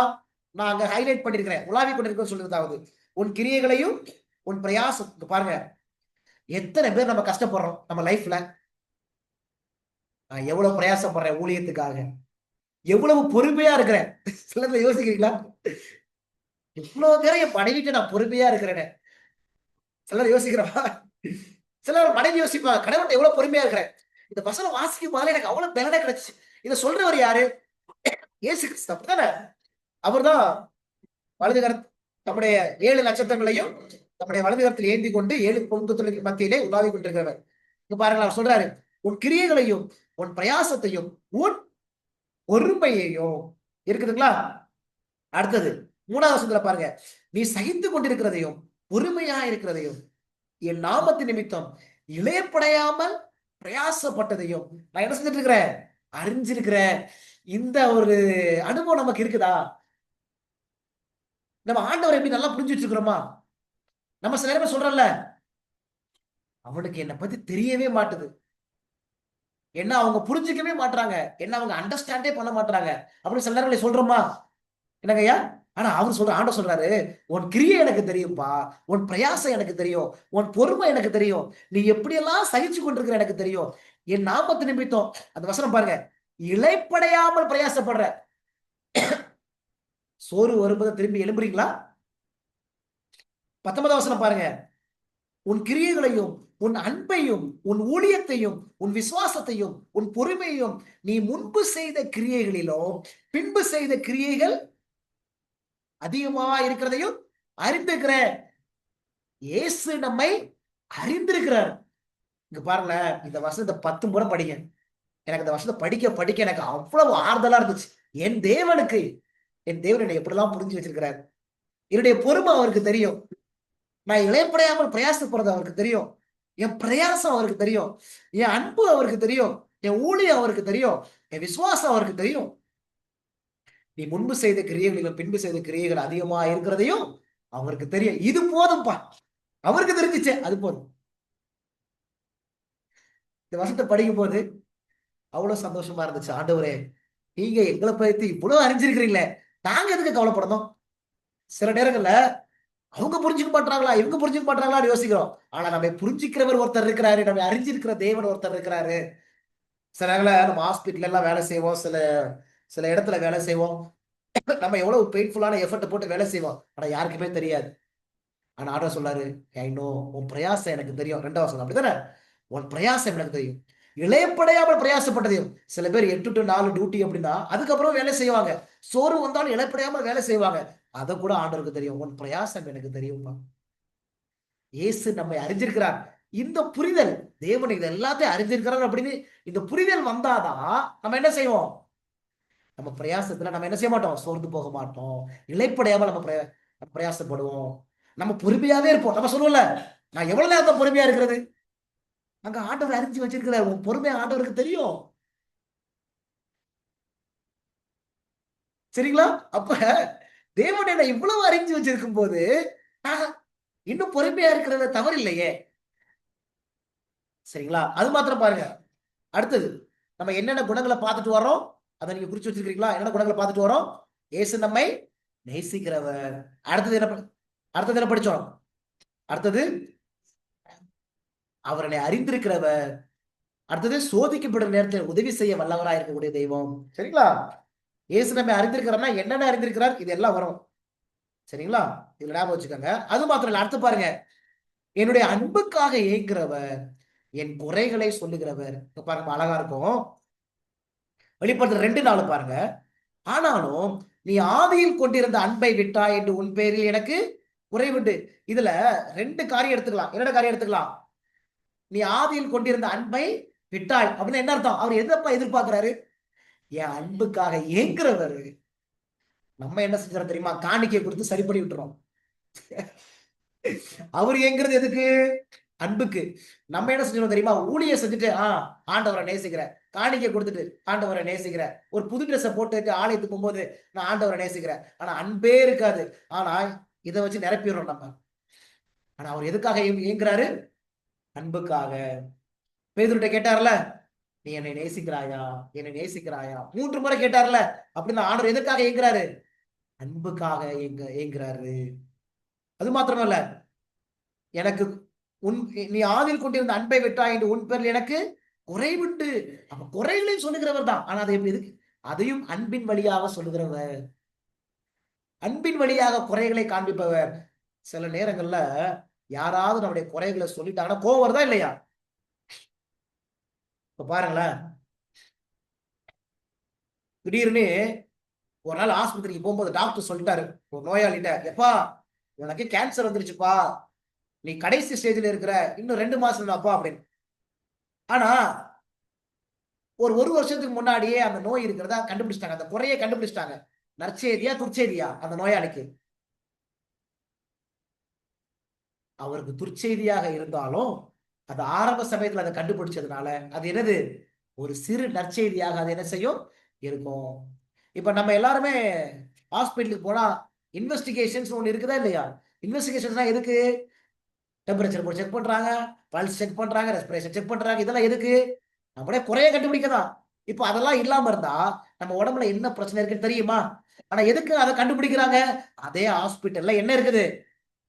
இன்வெஸ்டிகேஷன் மாத்திரம் கிடையாது, அங்க டாக்டர்ஸ் இருக்கிறாங்க, ட்ரீட்மெண்ட் இருக்குது. நம்முடைய தகப்பன் வெறும் குறையை மாத்திரம் சொல்லக்கூடிய தேவன் அல்ல. கீழே பாருங்களேன், இயேசு நான் விழுந்தாலும் தூக்கி விடுகிறவர். பாருங்க, வெளிப்படுத்தல் 2:5. ஆகையால் நீ இன்ன நிலைமையில இருந்து விழுந்தாய் என்பதை நினைத்து மனம் திரும்பி. அப்ப நீ விழுந்துட்ட அப்படின்னு சொல்லிட்டு விட்டு போகிற தேவனா? இந்த வசனம் சொல்லுது, நீ இன்ன நிலைமையில இருந்து விழுந்தாய் என்று நினைத்து மனம் திரும்பி ஆதியில் செய்த கிரியைகளை செய்வாயாக. தேவன் எப்படிப்பட்டவருமா இந்த வசனத்துல? அப்ப இந்த வசனத்தை பத்தி படிக்கும்போது அவர் என்னை மீண்டும் நான் விழுந்த உடனே அப்படியே தள்ளக்கூடிய தேவன் அல்ல. என்ன திரும்பியுமாக தன்னை சேர்த்து கொள்ளக்கூடிய தேவன். நீ வாப்பா, எழுப்பி வா, மனம் திரும்பு, திருப்பி அந்த கிரியைகளை செய்யுன்னு சொல்லிட்டு என்னை தூக்கி விடக்கூடிய தேவன்.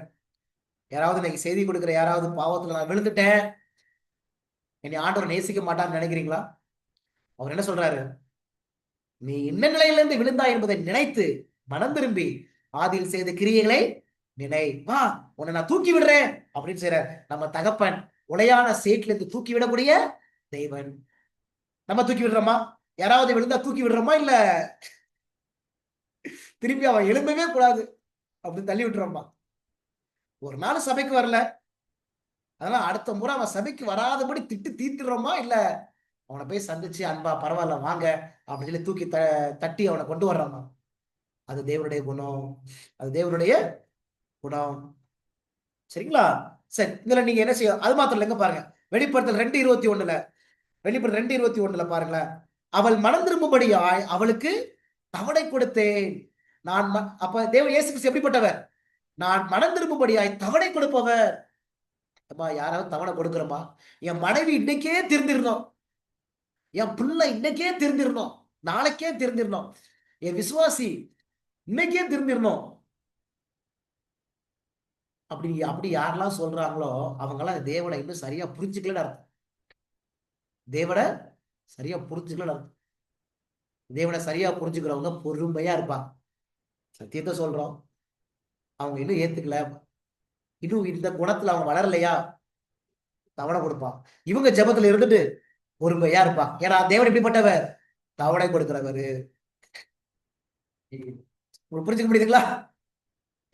சரி, வேற என்ன? வெளிப்படுத்தல் 3ஆம் அதிகாரத்துல 19வது வசனத்துல, நான் நேசிக்கிறவர்கள் எவர்களோ அவர்களை கடிந்து கொண்டு சிச்சிக்கிறேன். அப்ப அவர் எப்படிப்பட்டவர்? கடிந்து கொள்ளக்கூடியவர். பாருங்க, அநேக சமயத்துல ஏசப்பா அன்பான வார்த்தை தான் பேசுவாரு அப்படின்னு நினைக்கிறோம், கடிந்து கொள்ள மாட்டார். ஆனா யார் அவர் நேசிக்கிறாரோ அவர் கடிந்து கொள்வார். அது மாத்திரமல்ல, எபிரேயர் 12:5 கீழே பாருங்க. எபிரேயர் 12:5 சொல்லுது, அன்றியும் என் மகனே, கர்த்தருடைய சிச்சையை அற்பமாக என்னாது, அவரால் கடிந்து கொள்ளப்படும் போது சோர்ந்து போகாது. எபிரேயர் 12:6 கர்த்தர் எவனிடத்தில் அன்பு கொள்கிறாரோ அவனை அவர் சிச்சித்து தாம் சேர்த்துக் கொள்கிற எந்த மகனையும் கண்டிக்கிறார். அப்ப வெளிப்படுத்தல் சொல்லுது, தேவன் எப்படிப்பட்டவரா? அன்பினால் கடிந்து கொள்ளக்கூடியவர். அவரு கடிந்து கொண்டு சிச்சிக்கக்கூடிய தேவன். நமக்கு கடிந்து கொள்வதிலே பிடிக்காது, ஆனா அதை எப்படி கடிந்து கொள்ளக்கூடியவர்? அன்பினால கடிந்து. யாரை கடிந்து கொள்வாரா? அது வசனம், என் மகனே. யாரு அவருடைய பிள்ளைகளோ அவர்தான் கடிந்து கொள்வார். அது அந்த வசனம். அவரால் கடிந்து கொள்ளப்படும் போது என்ன செய்யாத, சோர்ந்து போகாத. சபைக்கு போய் உட்கார்ந்து இருப்போம், பாஸ்ட் திடீர்னு நம்ம பாவத்தை சுட்டி காமிச்சிருவாரு. அவர் ஒருவேளை டைரக்டோ இன்டைரக்டோ நம்ம குறைய சொல்லிட்டாரு, நம்மளை கடிந்து கொண்டுட்டாரு.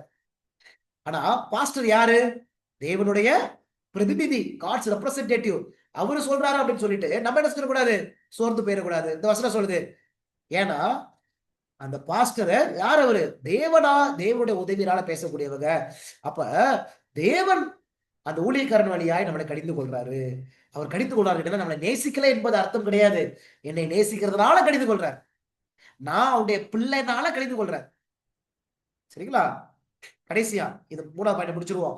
வெளிப்படுத்தல் 3, இயேசு இதை வாசற்படி நின்று தட்டுகிறேன், ஒருவன் என் சத்தத்தை கேட்டு கதவை திறந்தால் அவனிடத்தில் நான் பிரவேசித்து அவனோட போஜனம் பண்ணுவேன், அவனும் என்னோட போஜனம் பண்ணுவான். இதுல என்ன குணம் வருது? இயேசு என்னோடு உறவாட ஆசைப்படுபவர், எனக்குள்ளாக தங்குவதற்கு ஆசைப்படக்கூடியவர். அப்படித்தானே? என்னோட உறவாட ஆசைப்படுபவர். One who longs to have a relationship with me. நம்ம சில நேரம் யோசிக்கிறோம்ல, நான் ஆண்டவரோட உறவு வைக்கணும், நான் ஆண்டவரோட உறவு வைக்கணும். ஆனா யார் ஆண்டவரோட உறவு வைப்பா தெரியுமா? யாரு தேவன் என்னோடு உறவு வைத்துக் கொள்ள ஆசைப்படுகிறவர் அப்படின்னு யாரு நம்புறாங்களோ அவங்கதான் தேவனோடு என்ன செய்வாங்க? உறவு வைத்துக் கொள்வாங்க. புரிஞ்சு முடியுதுங்களா? சரி சரி, இந்த வரைக்கும் உங்களுக்கு புரிஞ்சுச்சுங்களா? இந்த 3ஆவது பாயிண்ட்ல என்ன புரிஞ்சுக்கிட்டோம்? என்ன கருத்தை புரிஞ்சுக்கிட்டோம்? தேவன் எப்படிப்பட்டவர்னு படிச்சோம், அப்படித்தானே? இன்னும் அநேக வசனங்கள் இருக்கு, நான் அந்த ஸ்லைடை ஷேர் பண்றேன், நீங்க பாருங்க. சரிங்களா? தேவனுடைய குணம் எப்படிப்பட்டதுன்னு படிச்சோம். என்னை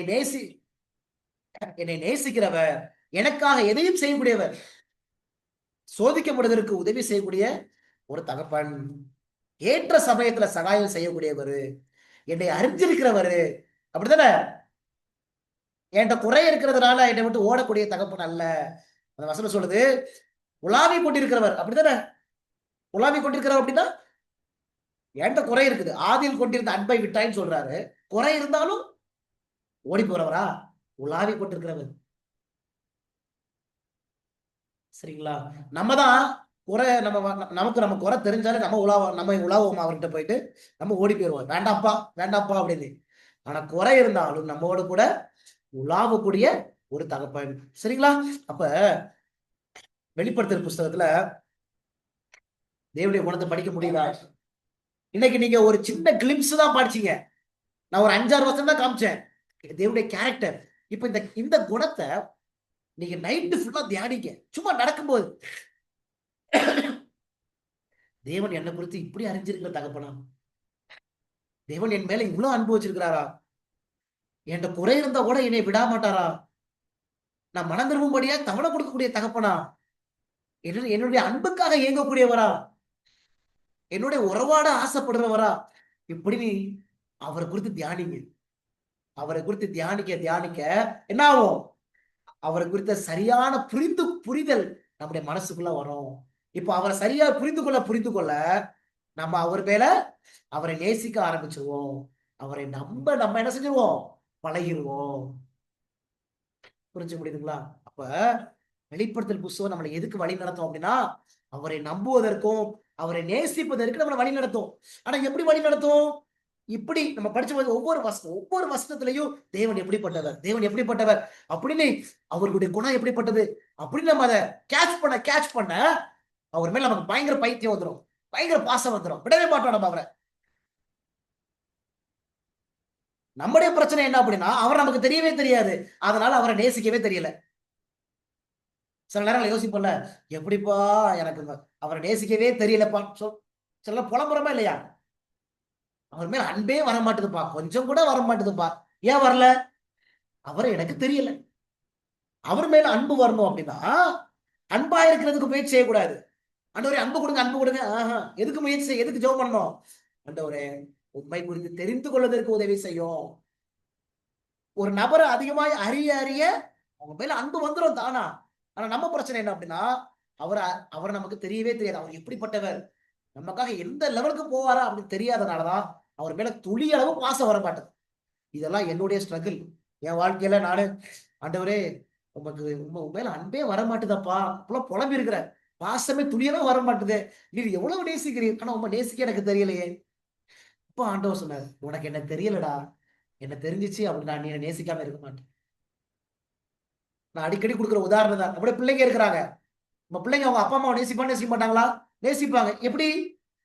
அவங்களுக்கு அவங்க அப்பா அம்மாவை தெரியும், அவங்க அப்பா அம்மா எப்படிப்பட்டவங்க தெரியும், அவங்க எவ்வளவு தியாகம் செஞ்சவங்க தெரியும், அவங்களுக்காக என்னென்ன காரியங்களை செஞ்சு எவ்வளவு சாக்ரிஃபைஸ் பண்ணாங்கன்னு தெரியும். அப்ப ஒரு நபர் அந்த அப்பா அம்மா அவங்களுக்கு என்னென்ன காரியத்துல உதவி செஞ்சாங்கன்னு தெரியும், எப்படிலாம் தூக்கி சுமந்தாங்கன்னு தெரியும். இதெல்லாம் தெரிய அவங்க அப்பா மேல பயங்கர பாசம். அதே போலதான் பரலோகத்தின் அப்பா மேல நமக்கு பாசம் வரணும் அப்படின்னா வசனத்தை வாசி அவரை குறித்து தெரியணும். ஆனா சாத்தானுடைய பெரிய மஞ்சள் என்ன தெரியுமா? அவரை குறித்து அறிஞ்சுக்கொள்ள விடவே மாட்டான், தெரிஞ்சுக்கொள்ள விடவே மாட்டான். சரிங்களா? கடைசி பாயிண்ட், லாஸ்ட் பாயிண்ட், ஆட்டுக்குட்டி. இந்த வெளிப்படுத்தல் புஸ்தகத்துல இந்த ஆட்டுக்குட்டி என்ற வார்த்தை திருப்பி வருது. படிச்சிருக்கீங்களா? ஆட்டுக்குட்டி என்ற வார்த்தை இயேசு கிறிஸ்துக்கு அநேக பேர் இருக்குது, அப்படித்தானே? அதிசயமானவர், ஆலோசனை கர்த்தா, சர்வ வல்லமை உள்ள தேவன், முந்தினவரும் பிந்தினவருமானவர், அல்பாவும் ஒமேகாவும், அநேக பெயர்கள் இயேசு கிறிஸ்துக்கு இருக்குது. ஆனா வெளிப்படுத்தல் புஸ்தகத்துல ஆட்டுக்குட்டி என்ற பெயர் திருப்பி வருது. ஏன்? அப்போ இதை பார்த்துட்டு முடிக்க போறோம். ஆட்டுக்குட்டி எங்கெல்லாம் வருது நான் எல்லாத்தையுமே வாசிக்க போறது இல்ல, நான் அதிகாரம் சொல்றேன். இப்போ நீங்க என்ன செய்யுங்க, கவுண்ட் பண்ணுங்க, எத்தனை முறை இந்த ஆட்டுக்குட்டி என்ற வார்த்தை வருதுன்னு கண்டுபிடிங்க. சரிங்களா? வெளிப்படுத்தல் 5ஆம் அதிகாரம் 6வது வசனம் பாருங்க. வெளிப்படுத்தல் 5:6 அப்பொழுது இதோ அடிக்கப்பட்ட வண்ணமா இருக்கிற ஒரு ஆட்டுக்குட்டி வந்துச்சா. ஆட்டுக்குட்டி என்ற வார்த்தை வருதா? வெளிப்படுத்தல் 5:6.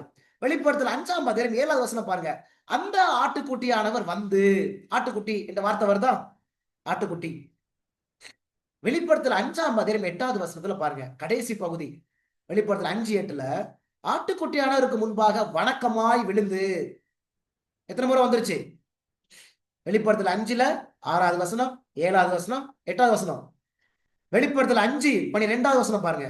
வெளிப்படுத்தல் 5:12 அவர்களும் மகா சத்தமிட்டு அடிக்கப்பட்ட ஆட்டுக்குட்டியானவர். ஆட்டுக்குட்டி என்ற வார்த்தை வருதா? வருது. வெளிப்படுத்தல் 5:13 பாருங்க. 5:13 நான் 3வது வரியிலிருந்து வாசிக்கிறேன். வெளிப்படுத்தல் 5:13 சிங்காசனத்து மேல் வீற்றிருக்கிறவருக்கும் ஆட்டுக்குட்டியானவருக்கும் இந்த வார்த்தை வருதா? வெளிப்படுத்தல் 6:16 பாருங்க. வெளிப்படுத்தல் 6:16 சிங்காசனத்து மேல் வீற்றிருக்கிறவருடைய முகத்திற்கும் ஆட்டுக்குட்டியானுடைய கோபத்திற்கும் எங்களை மறைத்துக் கொள்ளுங்கள். எத்தனை முறை வந்துருச்சு? 6. எல்லாரும் எழுதிட்டீங்களா? வெளிப்படுத்தல் 6:16. அடுத்தது வெளிப்படுத்தல் 7:9 பாருங்க. வெளிப்படுத்தல் 7:9 கடைசி பகுதி மட்டும் வாசிக்கிறேன். சிங்காசனத்திற்கு முன்பாகவும் ஆட்டுக்குட்டியானவர் முன்பாகவும் நிற்க கண்டேன். இருக்குங்களா? நிற்க கண்டேன். வெளிப்படுத்தல் 7:10 பாருங்க. அவர்கள் மகா சத்தமிட்டு ரட்சிப்பின் மகிமை சிங்காசனத்து மேல் வீட்டிருக்கிற எங்கள் தேவனுக்கும் ஆட்டுக்குட்டியானவருக்கும் உண்டாவதாக. ஆட்டுக்குட்டி என்ற வார்த்தை வருதா? வெளிப்படுத்தல் 7:14 அதற்கு நான், ஆண்டவரே அது உமக்கே தெரியும் என்றேன். அப்பொழுது அவன், இவர்கள் மிகுந்த உபத்திலிருந்து வந்தவர்கள், இவர்கள் தங்கள் அங்கிகளை ஆட்டுக்குட்டியானுடைய ரத்தத்தினாலே தோய்த்து வெளுத்தவர்கள். ஆட்டுக்குட்டி என்ற வார்த்தை வருதா? வெளிப்படுத்தல் 7:17 சிங்காசனத்தின் மத்தியில் இருக்கிற ஆட்டுக்குட்டியானவரே இவர்களை மேய்த்து. எல்லாரும் எழுதிட்டீங்களா?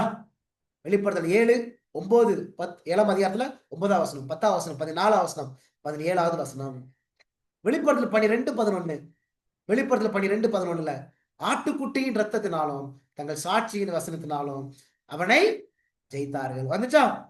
வெளிப்படுத்தல் 13:8 வெளிப்படுத்தல் 13:8 பாருங்க, உலக தோற்றம் முதல் அடிக்கப்பட்ட ஆட்டுக்குட்டி. இது வருதா? வெளிப்படுத்தல் 14:1 பாருங்க. வெளிப்படுத்தல் 14:1 பின்பு நான் பார்த்த போது இதோ சீயோன் மலையின் மேல் ஆட்டுக்குட்டியானவரையும் வருதா?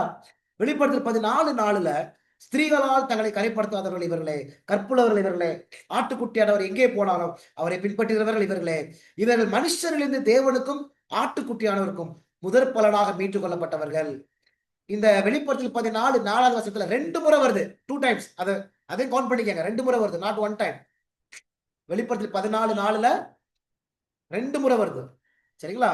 எத்தனை முறை வந்துருச்சு? இப்ப டோட்டல் 15 முறை வந்திருக்கு. இந்த 2 முறை அதை கேல்குலேட் பண்ணிட்டீங்களா? 15. அடுத்தது வெளிப்படுத்தல் 14:10 படிங்க. வெளிப்படுத்தல் 14ஆம் அதிகாரத்துல 10வது வசனத்துல பாருங்களேன்.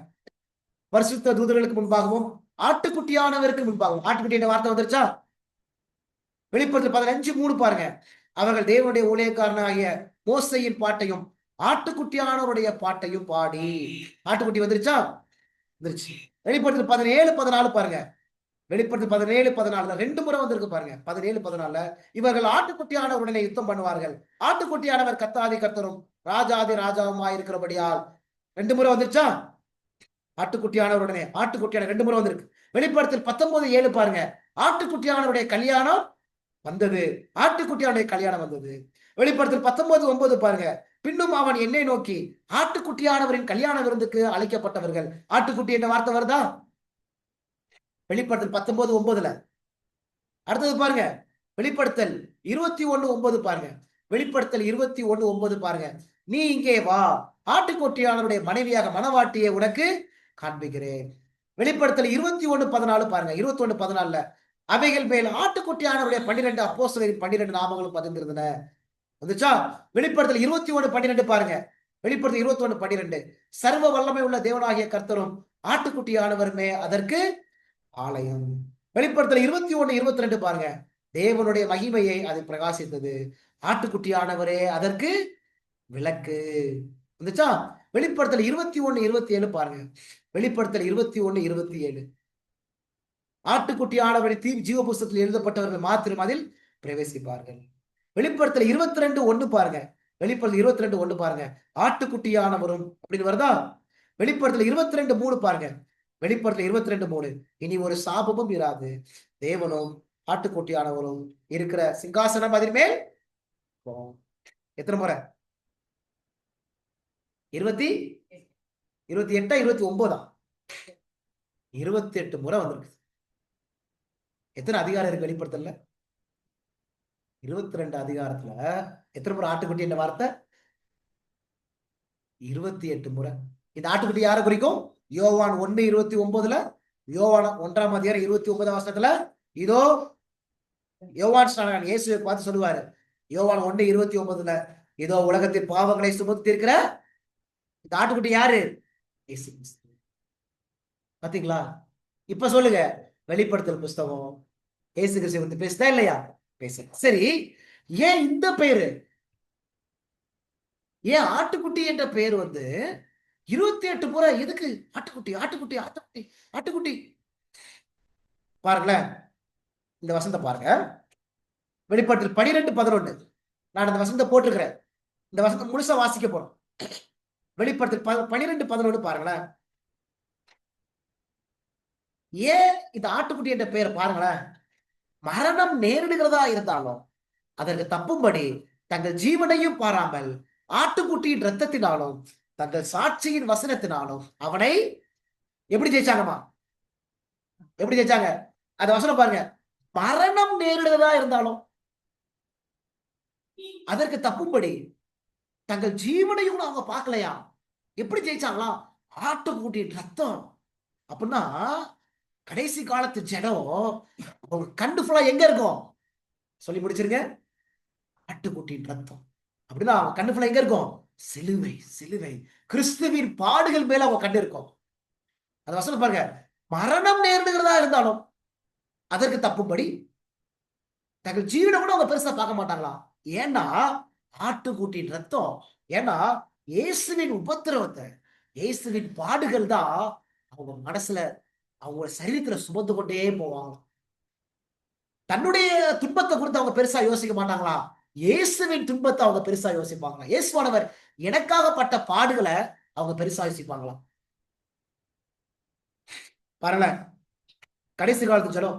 அதே வெளிப்படுத்தல் 14:4 பாருங்க. வெளிப்படுத்தல் 14:4 கீழே அதே ஸ்லைடுல கீழே கொடுத்துக்க பாருங்க. ஸ்திரீகளால் தங்களை கரைப்படுத்தாதவர்கள் இவர்களே, கற்புள்ளவர்கள் இவர்களே, ஆட்டுக்குட்டியானவர் எங்கே போனாலும் அவரை பின்பற்றுகிறவர்கள் இவர்களே.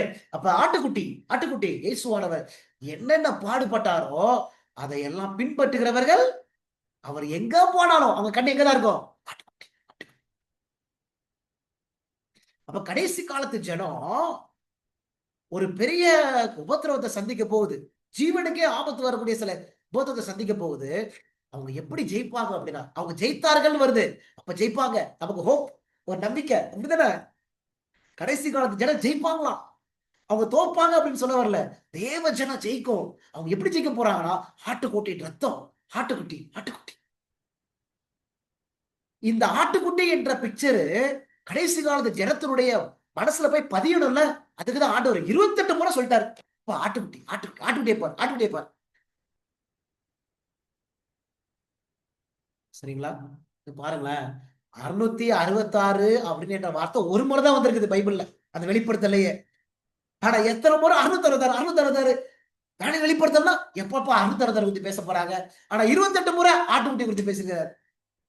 வெளிப்படுத்தல் புஸ்தகம் ஆட்டுக்குட்டியை பத்தி பேசுது அப்படின்னு எவ்வளவு சுலபமா மறந்துடுறல. 28 முறை ஆண்டவர் பேசியும். ஏன்னா கடைசி காலத்து ஜனத்துடைய பெரிய நம்பிக்கையே அந்த ஆட்டுக்குட்டி. இந்த வசனத்தை பாருங்களேன், முக்கியமான வசனம். எப்படி ஜெயிப்பாங்க? வெளிப்படுத்தல் 7:14 பாருங்க. 7:14. வெளிப்படுத்தல் 7:14.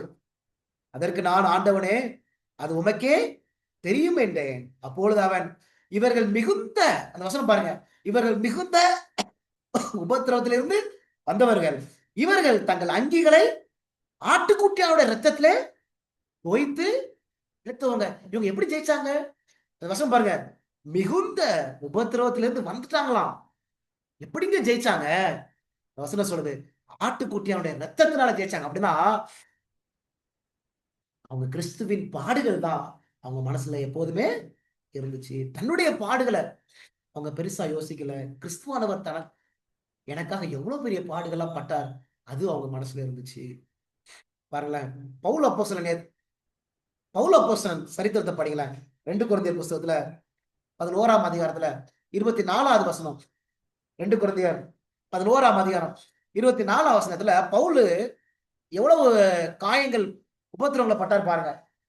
யூதர்களால் ஒன்று குறைய 40 அடியாக 5 தரம் அடிபட்டேன், 3 தரம் மிலாறுகளால் அடிபட்டேன், 1 தரம் கல்லெறி உண்டேன், 3 தரம் கப்பல் சேதத்தில் இருந்தேன், கடலிலே ஒரு ராப்பகல் முழுவதும் போக்கினேன், அநேக தரம் பிரயாணம் பண்ணினேன், ஆறுகளால் வந்த மோசங்களிலும் கல்லரால் வந்த மோசங்களிலும் என் சுய ஜனங்களால் வந்த மோசங்களிலும். 2 கொரிந்தியர் 11 24 25 26 27 அந்நிய ஜனங்களால் வந்த மோசங்களிலும் பட்டணங்களில் உண்டான மோசங்களிலும் வனாந்தரத்தில் உண்டான மோசங்களிலும் சமுத்திரத்தில் உண்டான மோசங்களிலும் கள்ள சகோதரத்தில் உண்டான மோசங்களிலும் பிரயாசத்திலும் வருத்தத்திலும் அநேக முறை கண்விழிப்புகளிலும் பசியிலும் தாகத்திலும் அநேக முறை உபவாசங்களிலும் குளிரிலும் நிர்வாணத்திலும் இருந்தேன். எப்படி ஜெயிச்சாரு இவரு? இதுல ஏதாவது ஒண்ணு நம்ம பட்டிருக்கிறோமா அப்படின்னா என்ன கேட்டீங்க அப்படின்னா ஒண்ணு கூட கிடையாது. இதை நீங்க படிச்சு பாருங்க. ஆனா பவுலு இவ்வளவு உபத்திரத்தை எப்படி ஜெயிச்சாரா சொல்றாரு பாருங்க. 2 கொரிந்தியர் 4:8-10 இங்கதான் ஆட்டுக்குட்டி வருது பாருங்க. 2 கொரிந்தியர் 4:8-10 நாங்கள் எப்பக்கத்திலும் நெருக்கப்பட்டோம், ஒடுங்கி போகிறது இல்லை, கலக்கம் அடைஞ்சோம். நம்ம சில நேரங்களில் ரொம்ப சோர்வு அடைஞ்சிடறோம்ல, டிஸ்கரேஜ். இங்க பாருங்க சொல்றாரு, நாங்கள் எப்பக்கத்திலும் நெருக்கப்பட்டோம், ஒடுங்கி போகிறது இல்லை, கலக்கம் அடைஞ்சோம், மனமுறிவு அடைகிறது இல்லை, துன்பப்படுத்தப்பட்டும் கைவிடப்படுகிறது இல்ல, கீழே தள்ளப்பட்டும் மடிந்து போகிறது இல்ல. எப்படிப்பா பவுல் உங்களால எப்படி முடிஞ்சிச்சு?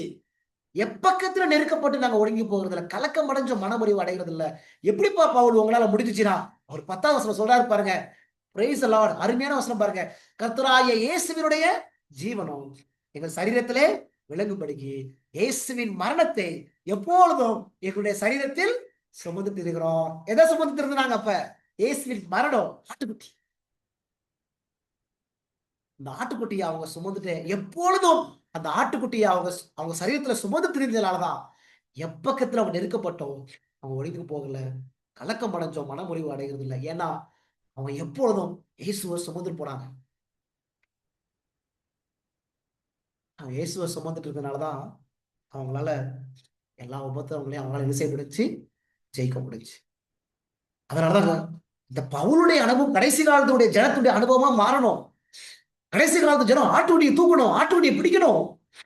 ஆனா அந்த கடைசி காலத்து ஜனம் ஆட்டுக்குட்டிய பார்க்கவே மாட்டேது.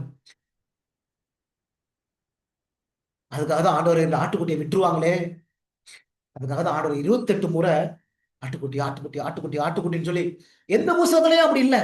ஆனா கடைசி புஸ்தகத்துல ஆண்டவர் போட்டு வச்சிருக்காரு, ஆட்டுக்குட்டியை பாரு, உனக்காக நான் எவ்வளவு காயப்பட்ட தெரியுமா, எவ்வளவு அடிப்பட்ட தெரியுமா, எவ்வளவு வாதிக்கப்பட்ட தெரியுமா, தலையில கொட்டினாங்க, என் கன்னத்துல அரைஞ்சாங்க, உனக்காக எவ்வளவு இன்னல்கள் பிரச்சனைகளை நான் சந்தித்தேன் தெரியுமா, இதை பாரு, இதை பாரு, இதை பார்த்தா உனக்கு பலன் வந்துடும், நீ சோர்ந்து போக மாட்ட. ஒரு மனிதர் ஒருவர் இருந்தார். இவரு 1872 அந்த காலத்துல வாழ்ந்தவர். உண்மையா நடந்த சம்பவம். இவர் பேரு ஹொரேஷியா ஸ்பாஃபோர்டு.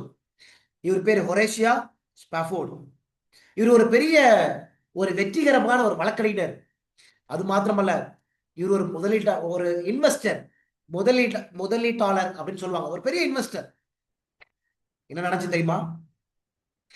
1871 தனக்கு இருந்த ஒரே மகன், அவருக்கு 4 பொம்பளை பிள்ளைங்க, ஒரே மகன்.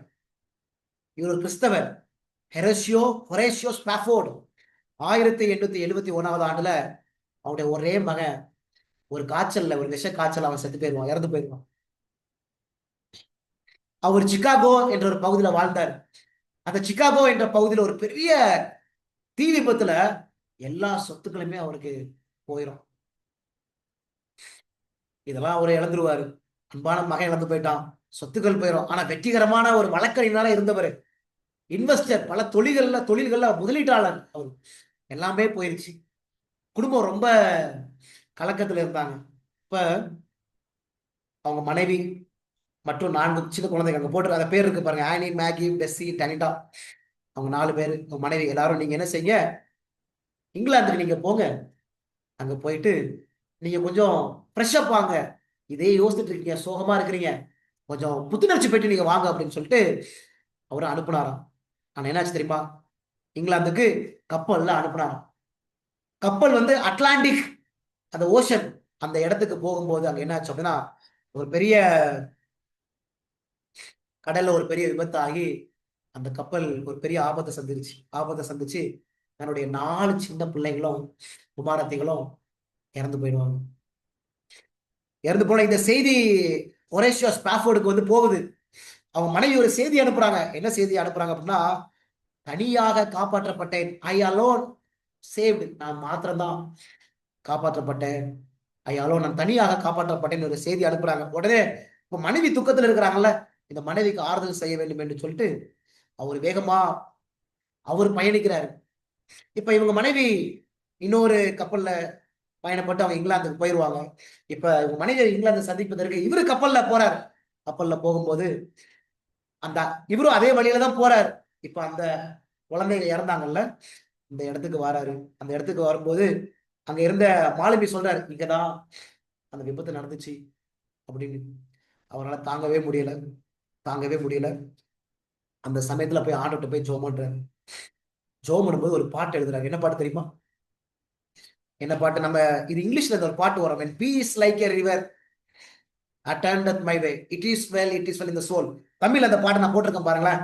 இந்த பாட்டு, துன்பங்கள் என்னை நெருங்கி வந்தாலும் இயேசுவில் நிம்மதி பெற்றேன், என்ன நேர்ந்தாலும் அவர் வாக்குப்படி நன்மைக்கே எல்லாம் நன்மைக்கே, நன்மைக்கே எல்லாம் நன்மைக்கே, எல்லாம் நன்மைக்கே.